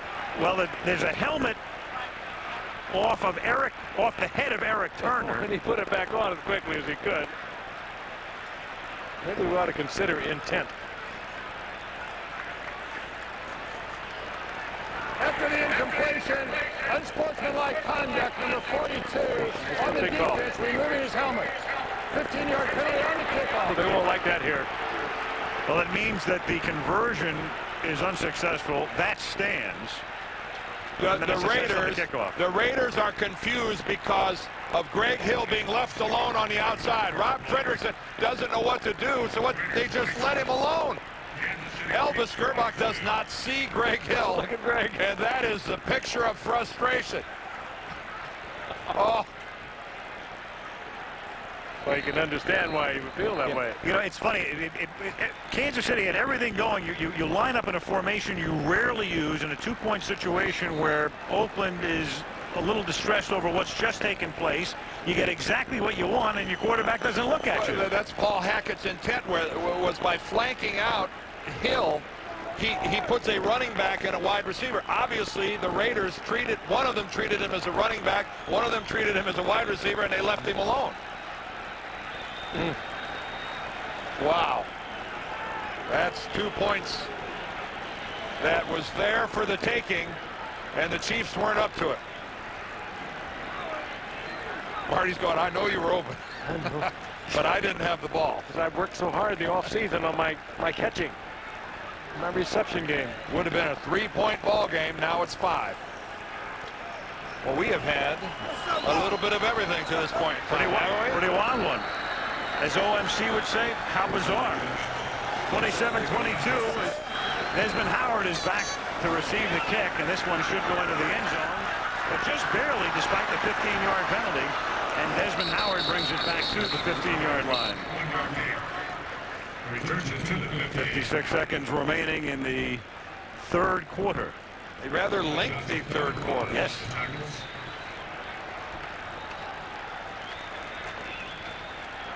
Well, Jeff George, his first interception of the season. He has 5 touchdown passes and 1 interception. But what a costly interception. Put the Chiefs right back in this ballgame. There it is, the second lowest percentage among quarterbacks with 60 starts who've entered the NFL since 1970. And we'll tell you in a second who has the worst percentage. Well, that's a reflection of the teams he played with. Exactly. And he wasn't drafted by the 49ers. If you're a football fan, think about it for a second. Who would have had a worse percentage than that? He was a very good quarterback. Napoleon Kaufman carries here for a yard. A hint, he had his own song. He had his own song and his own son, who's not a bad football player himself right about now.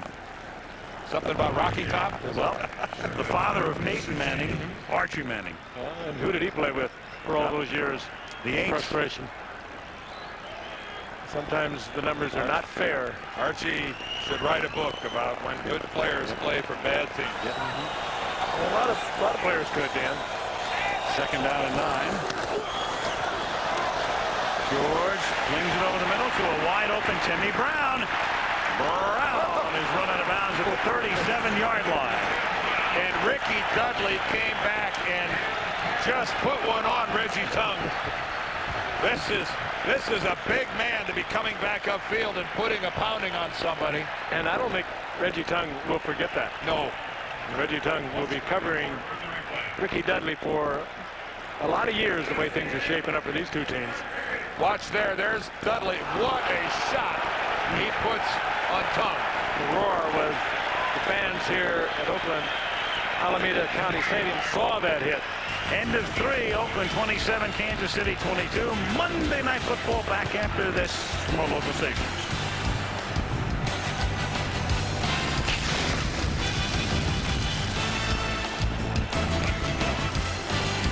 Quarter starts in Oakland. First down for the Raiders from their 35-yard line. They lead by 5, and Tim Brown begins the period, making a catch and forced out of bounds by Terry Wooden after a gain of about 6. Elvis Burback, his team down by 5 and blowing the opportunity to find the wide open Hill on that 2-point conversion play. Well, both of them just have to forget it. There's a lot of football left to be played here for Greg Hill. 15 minutes worth, and that play is gone. Forget it.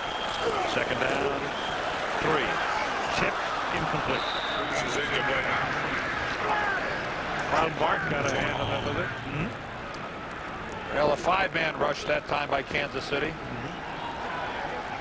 Just keep showing something a little different, and I think that's what we're going to try to do. Guthrie Cunningham playing the mind game with the Oakland offense. Well, Gunther just more than anything wishing I could get some semblance of a pass rush out of just my 4 up front guys. It's not happening. 3rd and 3. That's Tim Hall in motion, number 45. And George has it deflected and incomplete. Tipped by Donnie Edwards. So a couple of tip passes. 4th down. Raiders to punt. Let's take a look at the statistics now through the first 3 quarters of play.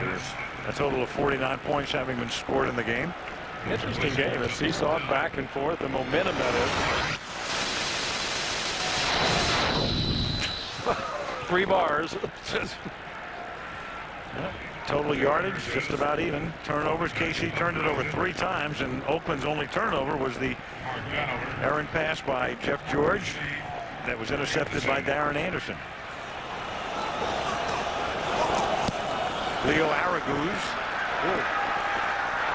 Deep punt and caught, and that's a mistake. You don't fair catch it inside the 10-yard line, but Vanover just did it at the 7. That's a large mistake. 51-yard boot. Gerback starts deep in his own territory. Weiser, Frank Winters, the Packers center, broke small bones in his left foot, questionable for the Packs game next Sunday. Stanley Pritchard, the Dolphin fullback, dislocating his right kneecap. Big blow for Jimmy Johnson, gone at least 2 months. Lamar Lathan of the Carolina Panthers, arthroscopic knee surgery, misses at least a week. And Ike Hilliard, the Giants' good-looking rookie wide receiver, neck sprain, gone for about 6 weeks. Here's Greg Hill trying to give him some room to roam up to the 16-yard line for a gain of 8. Guys, you know when a guy really gets the hook, when you know you're not going to play anymore, when your defensive team is out on the field and you're sitting on the bench over with the offensive football team. And that's what Larry Brown is doing right now. Look at that. He's sitting over with the offensive team. He can't see at all what's happening out on the field. I think it's pretty safe to say that he's been given the big hook by the Raiders. Second down and 2. Hill, he picks up the first down. And that's a costly hook, too. A lot of people around the league were very surprised. Al Davis loves trophies. And in a way, Larry Brown was a trophy because he was coming off a Most Valuable Player award in the Super Bowl. He had those 2 picks against Neil O'Donnell. in the Dallas-Pittsburgh game. And a lot of people around the league who know a lot about football felt that Davis ridiculously overpaid for Larry Brown. Well, to fit into his type of defense, I think they were concerned about that. The Raiders love to play the man-for-man defense, and Larry Brown did not play that much man-for-man, particularly the year before when he had the good season. With his, I think, with 8 interceptions or something like that. Fake toss to buy time, and it opens it up over the middle for Tony Gonzalez, the rookie tight end from the University of California. First down at the 40-yard line. Because he took Desmond Howard, you could call him a trophy too, but what an addition he is. That's a running trophy that he's got. Well, all the other defensive players are over there gathered around Fred Whittingham, the defensive coordinator who works the game from the sideline, ready to go in with whatever defensive package he might call. Larry Brown wants no part of that. First and 10 at the 39.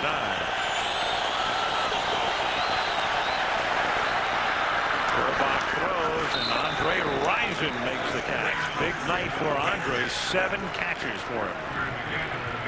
And kind of, you're wondering how Elvis Gerbach can do with the deep out. You saw it right there. A lot of arm. Good move by Rison. And even separation from the cornerback.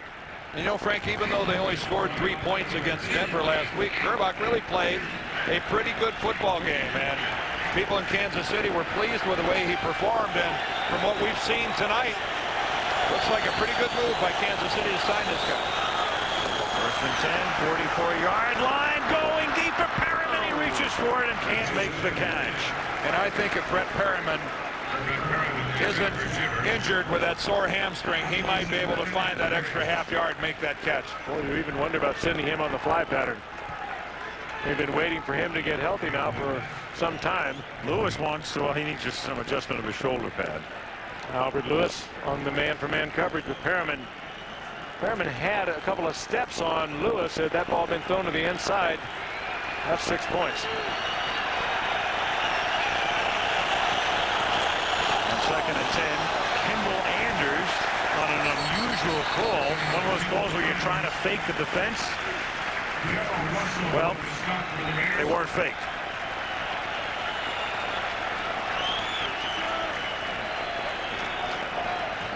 Kind of call if you make it at home, the whole stadium boos. Well, that's true. But to the Chiefs and Paul Hackett's credit, we've seen Anders break that play several times tonight for a couple big chunks of yardage. Marty Schottenheimer's new favorite word, chunks. He wants yardage and chunks. They need a chunk of 8 here to convert. And they don't get it. Incomplete, intended for Damon Hughes. Covered by Lewis. And good coverage by Lewis. Gerbach would have had to throw that perfectly for the completion again because of the coverage of Albert Lewis. But I think that Elvis was looking over at referee Gary Lane. He wanted some type of a call for a late hit or roughing. Darrell Russell, the high-priced rookie. And Russell really didn't do anything wrong. No. He could have driven him into the ground a lot harsher than that. Louis Aguiar. A floater, fair catch called for, but not made, and down by the Chiefs at the 6-yard line. Pinning the Raiders there with 10:58 left in regulation. It's Oakland 27, Kansas City 22. Monday Night Football from Big D next Monday. Here's Kaufman picking up 2 up to the 8-yard line. You know, the point, guys, even though that last drive of the Kansas City Chiefs didn't generate any points, it was one of their best drives of the night. Starting from their own 8-yard line, they take it all the way down the field, and when they turn it over, the Raiders start at their own 6. That's a very effective change of field position. It'll be a better drive if they play defense now here. Right. Yeah. They need to get this ball back in midfield. And they have them deep right now, 2nd down and long. It's 2nd down and 9 from the 7-yard line.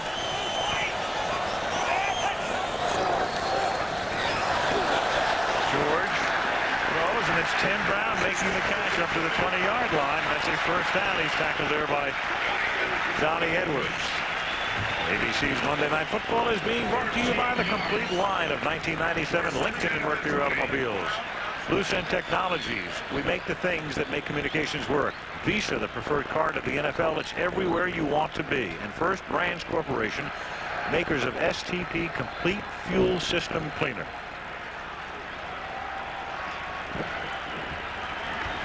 First down, 9:40 remaining in the fourth quarter. Oakland leading by 5, and Jeff George fakes the give, throws, Brown again to the 32-yard line. Amazing. Everybody in the ballpark knows that 81 is the primary receiver. Last week, 3 touchdown catches. As you look at Perkins, and tonight that's 10 catches for Tim Brown. Well, James Hasty put in the really difficult position of being locked up man-on-man with Tim Brown all the way across the field. He's in a trail position to start with, and there's no way he's going to catch up. The ball's right there. Hasty has absolutely no chance to make a play on that football. And how many times have we seen that pattern, too? Tim Brown with 10 receptions. The Raider record is a dozen. Tim Brown and their great tight end Dave Casper share that at 12. So Tim Brown with a lot of time left. I would have thought Todd Christensen would have been in there, too. He had a couple of great years. And Christensen had a year or two where he had over 90 receptions, I remember. That's a pretty good night's work when you start knocking down a dozen receptions.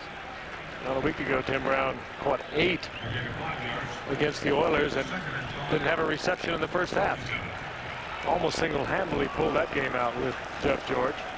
16 seconds left to go. He scored the touchdown that tied it up and took it into overtime, but only to lose. 2nd and 5 from the 37.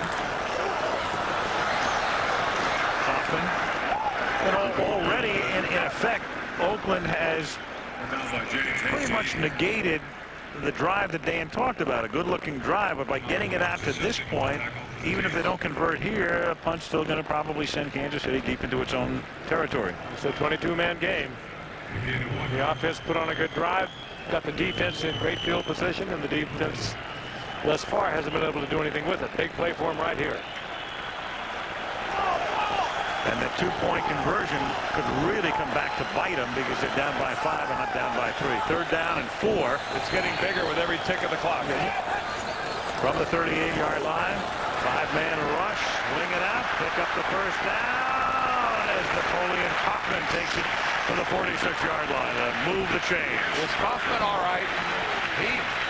Everybody was slipping, but even he looked like he went down without being really challenged all that much. He's looking like a fatigued football player. And he's taking himself out again. He did it a couple times last week. They finally had to take him. They finally had to take him out last week because of dehydration. I think that's symbolic of the Raiders' radio communication system being down again. Yep, you saw the sign. He said guarding Tess, I think, was the message. I think Tess is. Well, that was last week on NBC. Sorry. First down at the 46-yard line. Here's Aska, stopped behind the line of scrimmage, a loss of 2, tackled by John Browning. This modern technological age, and this is what we're reduced to. We've got wristbands and chalk and magic marker. There it is, number 14. Wouldn't it be nice if the quarterback could call his own plays if he got into this kind of a problem? Remember when they used to do that? In the old days, like 1994, 2nd and 12. George, and it's incomplete. Ricky Dudley in the neighborhood, but he was kind of spun around the other way. I think he turned the wrong way.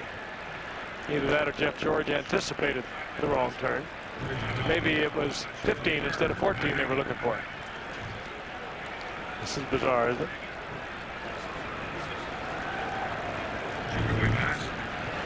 The 3rd down, 12. A very big play coming up here for Kansas City. Not only in terms of not necessarily field position at this point, but now that the clock becomes a huge factor. You pick up a first down, you can chew up another 2.5 minutes. 3rd and 12. They rush 4.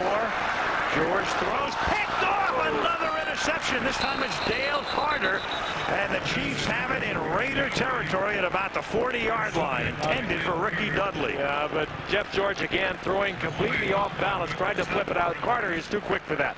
He had pretty good position on Dudley, and Jeff George throwing totally off balance, did not have what he wanted on that ball. Not a good play. No, but it's also the throw of a quarterback who's got tons of confidence and thinks he can get the football in anywhere. That time, Dale Carter was too good.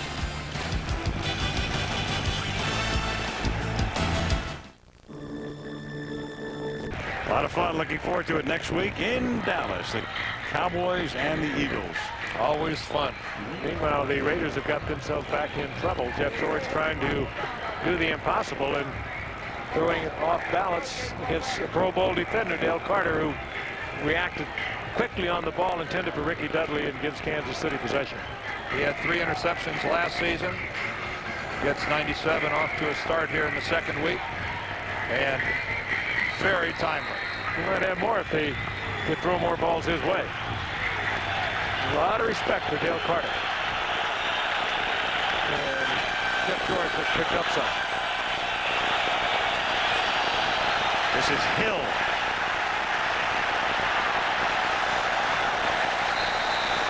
What a job just to get back anywhere close to the line of scrimmage. Boy, now you look down there, Dan, these big guys today are so fast. Greg Hill, with all his quickness, he could not get away from the 280-pounders. They are so swift. This is a north and south game today. That time he couldn't get away from a 320-pounder, Darrell Russell. That's why he was the #2 player taken in the draft.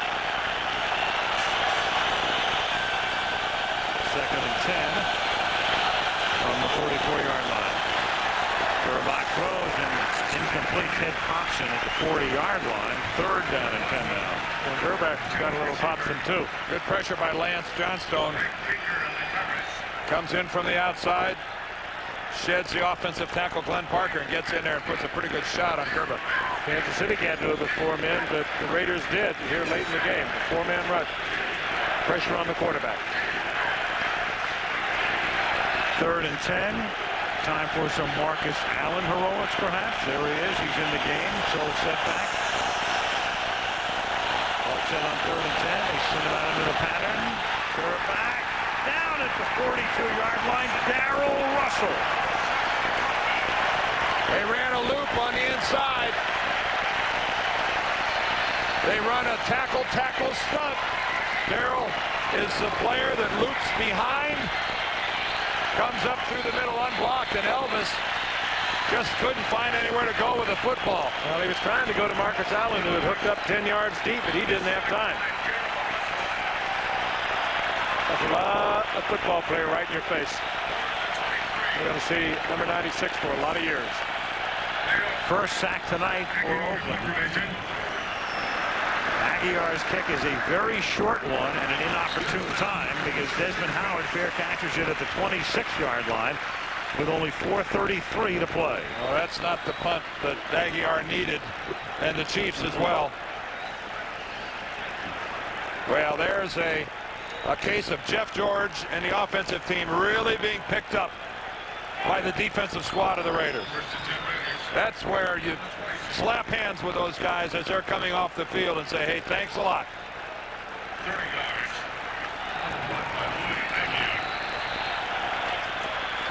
And right now, I think Gunther Cunningham and the Chiefs defensive team, they've got to take some chances. They've got, Frank, I don't know how many tricks he has, but he better use them all. And that's also the way you can get hurt badly. From the 26-yard line, Cochran swings to the outside and goes nowhere. Donnie Edwards wraps him up. Of course, they are anticipating the Raiders working on the clock. And they have to think about timeouts even at this point. They have, do the Chiefs, all 3. Napoleon Kaufman right now is a running back that just doesn't seem to have it. He just doesn't have any quickness, any burst. Just walking back to the huddle after that play, There could be any residue, you think, from left over from last week when he had the dehydration. He had to give him fluids intravenously. And once again, we have well, he's been sucking oxygen on the bench. Yeah, but it's not that kind of a night. I agree. It's a case of, you wonder, last week he gets dehydrated. Meanwhile, Kansas City has taken a timeout. They're going to put some time back on the clock. That was the announcement from the official, because KC opted to use a timeout here, which teams do. You take it well before the 2-minute warning, and then, of course, it compels you to stop them and give you a lot of time coming back the other way. Getting back to Napoleon Kaufman, they said earlier in the year, Joe Bugle wanted to use him as the feature back 20, 25 times a ball game, and what we've seen tonight, what we saw last week, that's not going to happen. Second down and 14.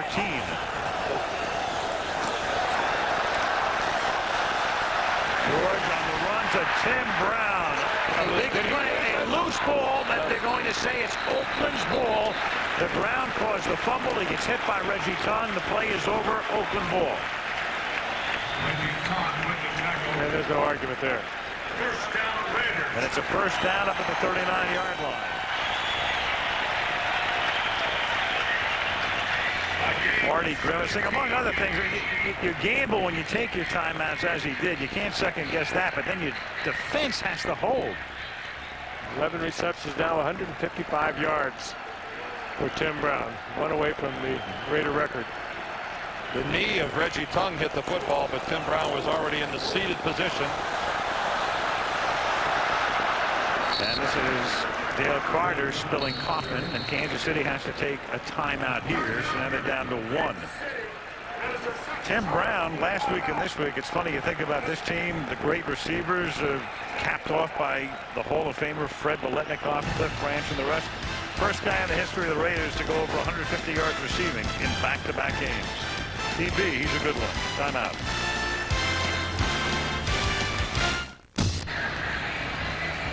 .326 remaining in regulation in Oakland.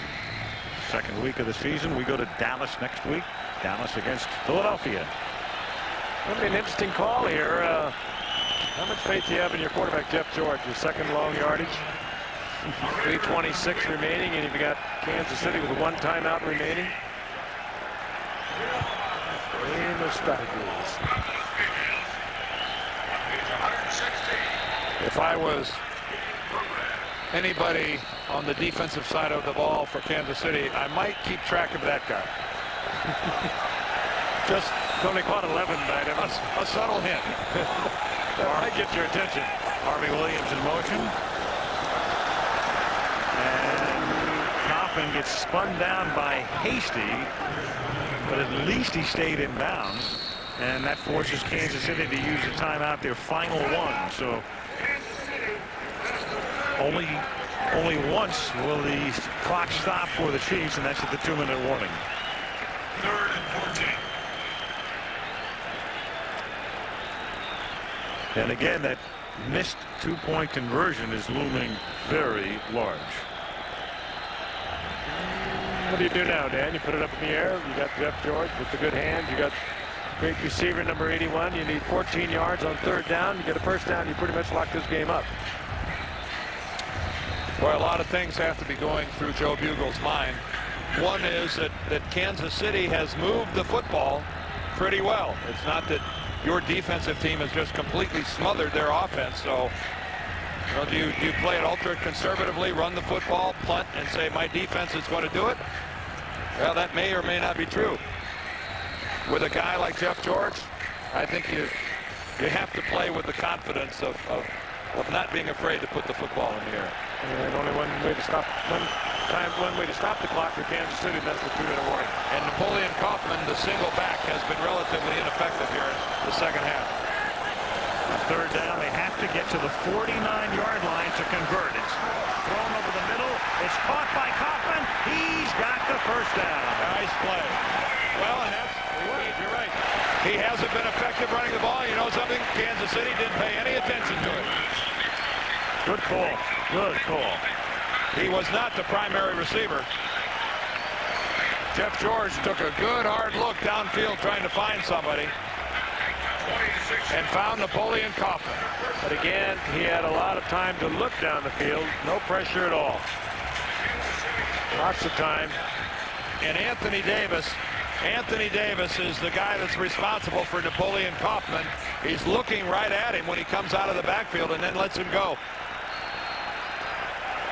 Anthony Davis has had a long night at Pasco. Joe Aska.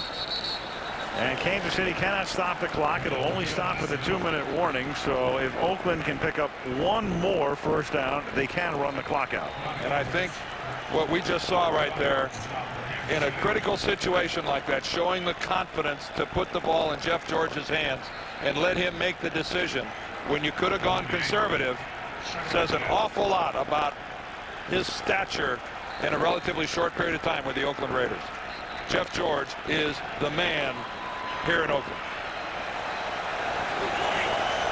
Second down 10 at the 39-yard line.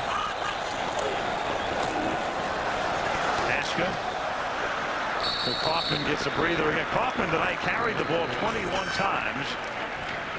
Most carries he has ever had in a game. 21 with 87 yards. But the biggest play may have been that last one. That's reception. It's apparent that's a guy who's whipped. There's a guy who left it out on the field. 2-minute warning. Raiders up by 5.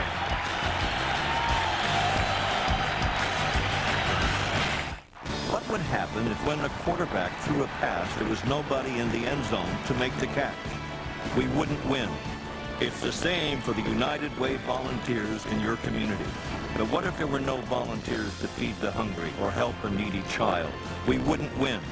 This year, you'll be seeing a new NFL United Way team. Together, we're building better communities. NFL, the United Way, and you! The power of teamwork.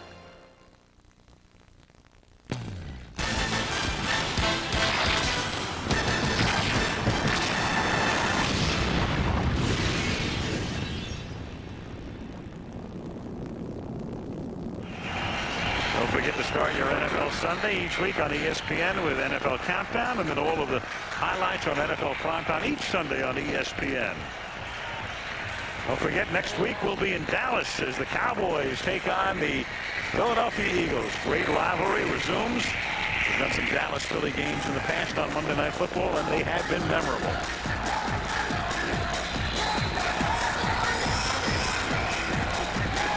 By the way, Emmitt Smith, the X-rays were negative. He was hurt last night in the Arizona game, and they're going to check him out obviously throughout the week. It appears promising from what we understand right now, though. No broken ribs. They will take another look at him, and according to Emmitt, he felt better today than yesterday. So we look forward to seeing Emmitt, Aikman, and the gang next Monday night. Well, I've been broken a few, and I think you have, Dan. Had he broken a few, he would not feel very good today. No. Nor would he have slept very well or done much of anything. Hopefully never have to sneeze. Well, it's third down now as play resumes. Third down and 7. And if they get those 7, they can run the clock out.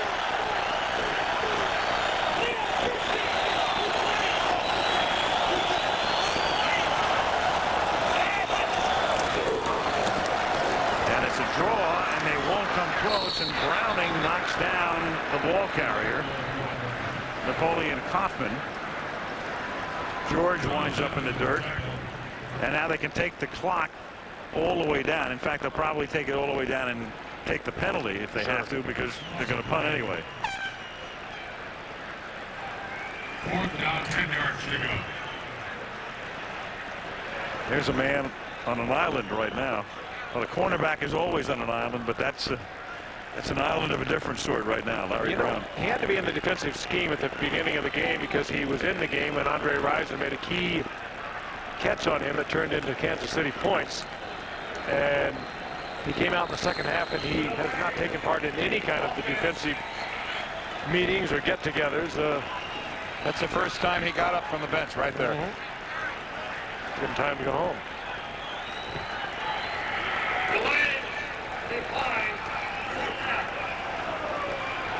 So the clock back down to 109. Now Gerbach will come out, and again, because of that missed two-point conversion earlier, he'll have to guide them all the way down into the end zone without a timeout from wherever they wind up with the football now. Leo Araguz to punt for the Raiders. High floating kick, just a little too far. Nice try. And Vanover picks it up, knowing he has nothing to lose. Right, touchback was signaled.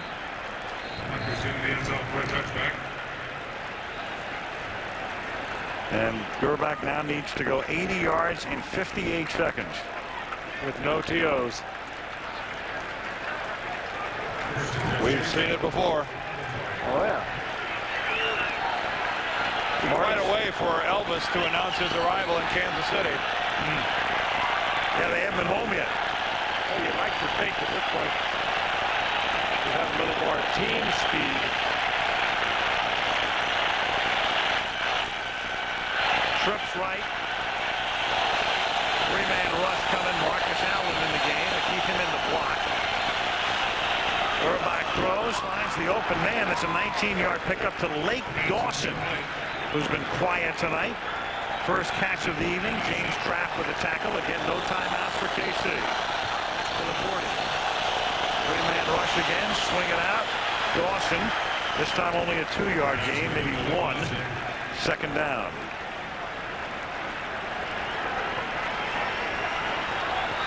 Joe Bugel on the verge of his first victory as the head coach of the Raiders. Marty Schottenheimer in danger of going 0-2 for the first time in his career. He started coaching in the NFL in 1984. The Raiders the last two times came with just a three-man pass rush. The easy place to throw the ball is in the middle of the field. They'll take away the sidelines from you, but that's when you're going to lose time on the clock. I think Marty was real happy with that last play call. Second down and 10.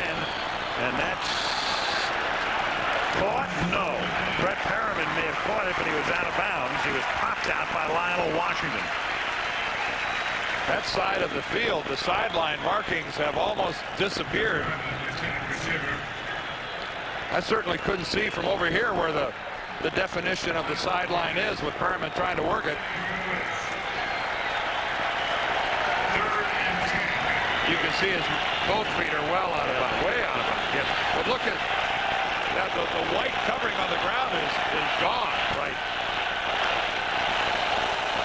Third down and 9. Elvis hit as he throws, finds the open man. This time it's Perriman. He's to the 31-yard line. Well, right now they want to spike it. Yep, they have to spike it. They have to get set, make sure there's no penalty, spike the football, clock ticking down.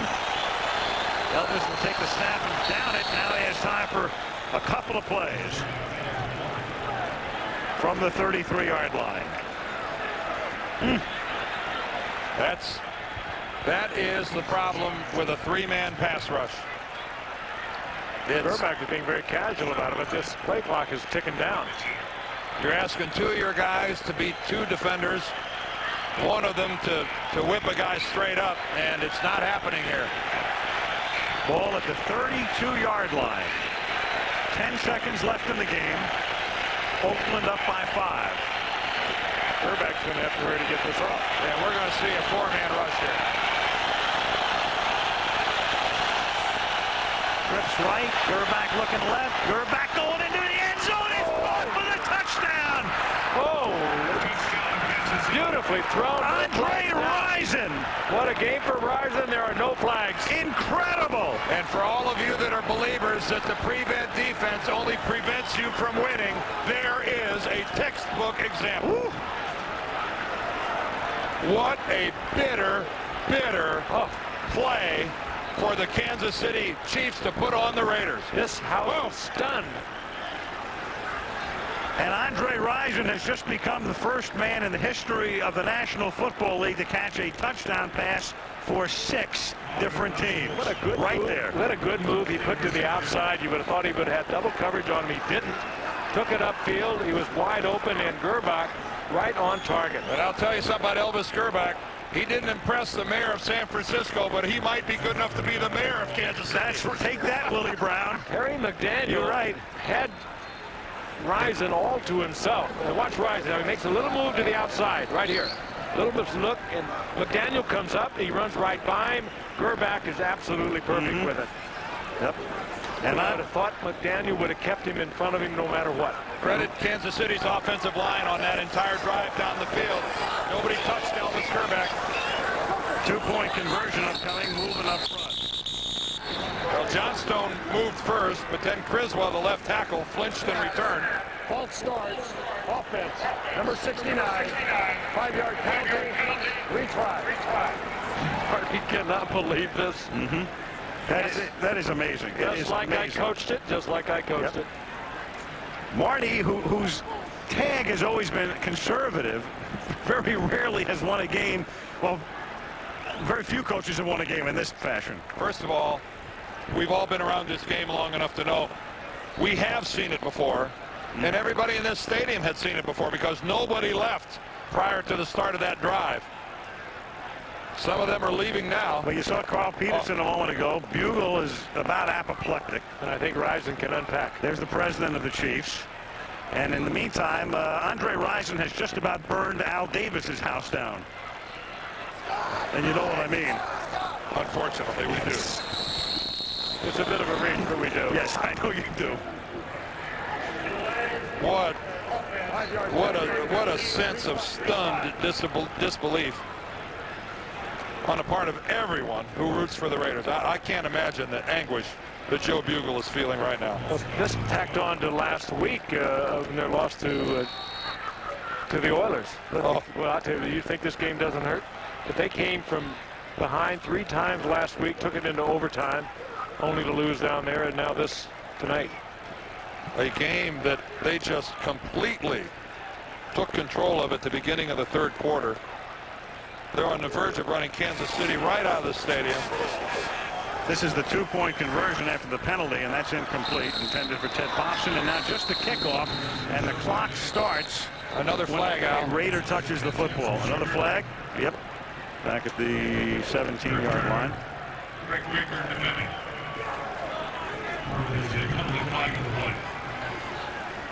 And so this will be the Chiefs.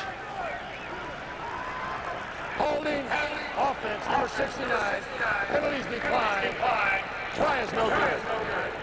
Chiefs' 13th win against 2 losses in the 1990s against the Oakland Raiders. Now just say this. We still have a possibility of a Desmond Howard return here. We do, but if he winds up with the football, and this has to be a little ground ball to one of the up men. If Pete Stoyanovich kicks this ball to Desmond Howard, and he runs it back for a touchdown, I want somebody to keep a camera on Marty Schottenheimer as he goes after Pete Stoyanovich. Right. Marty will be in court tomorrow being arraigned. Stoyanovich will be in Oahu.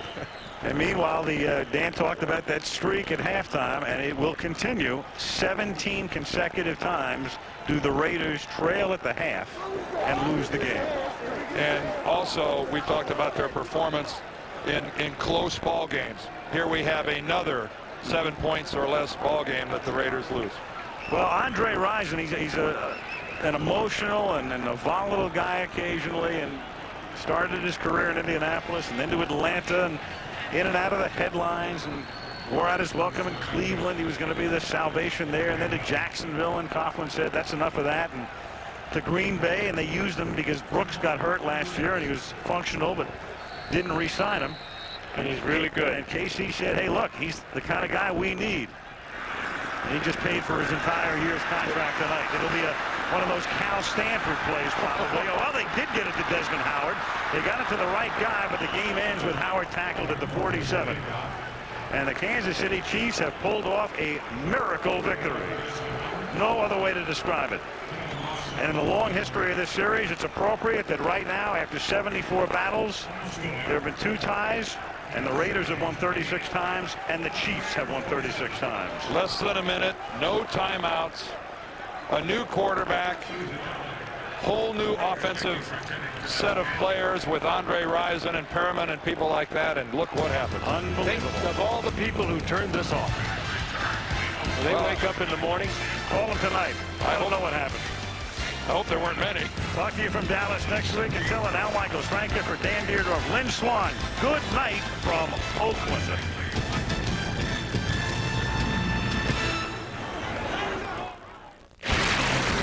Thursday night, it's the World Gymnastics Championships featuring the men's and women's event finals. Coverage starts at 8 o'clock Eastern and Pacific. ABC Sports is online on AOL, keyword ABC Sports. Now stay tuned for your local news, followed by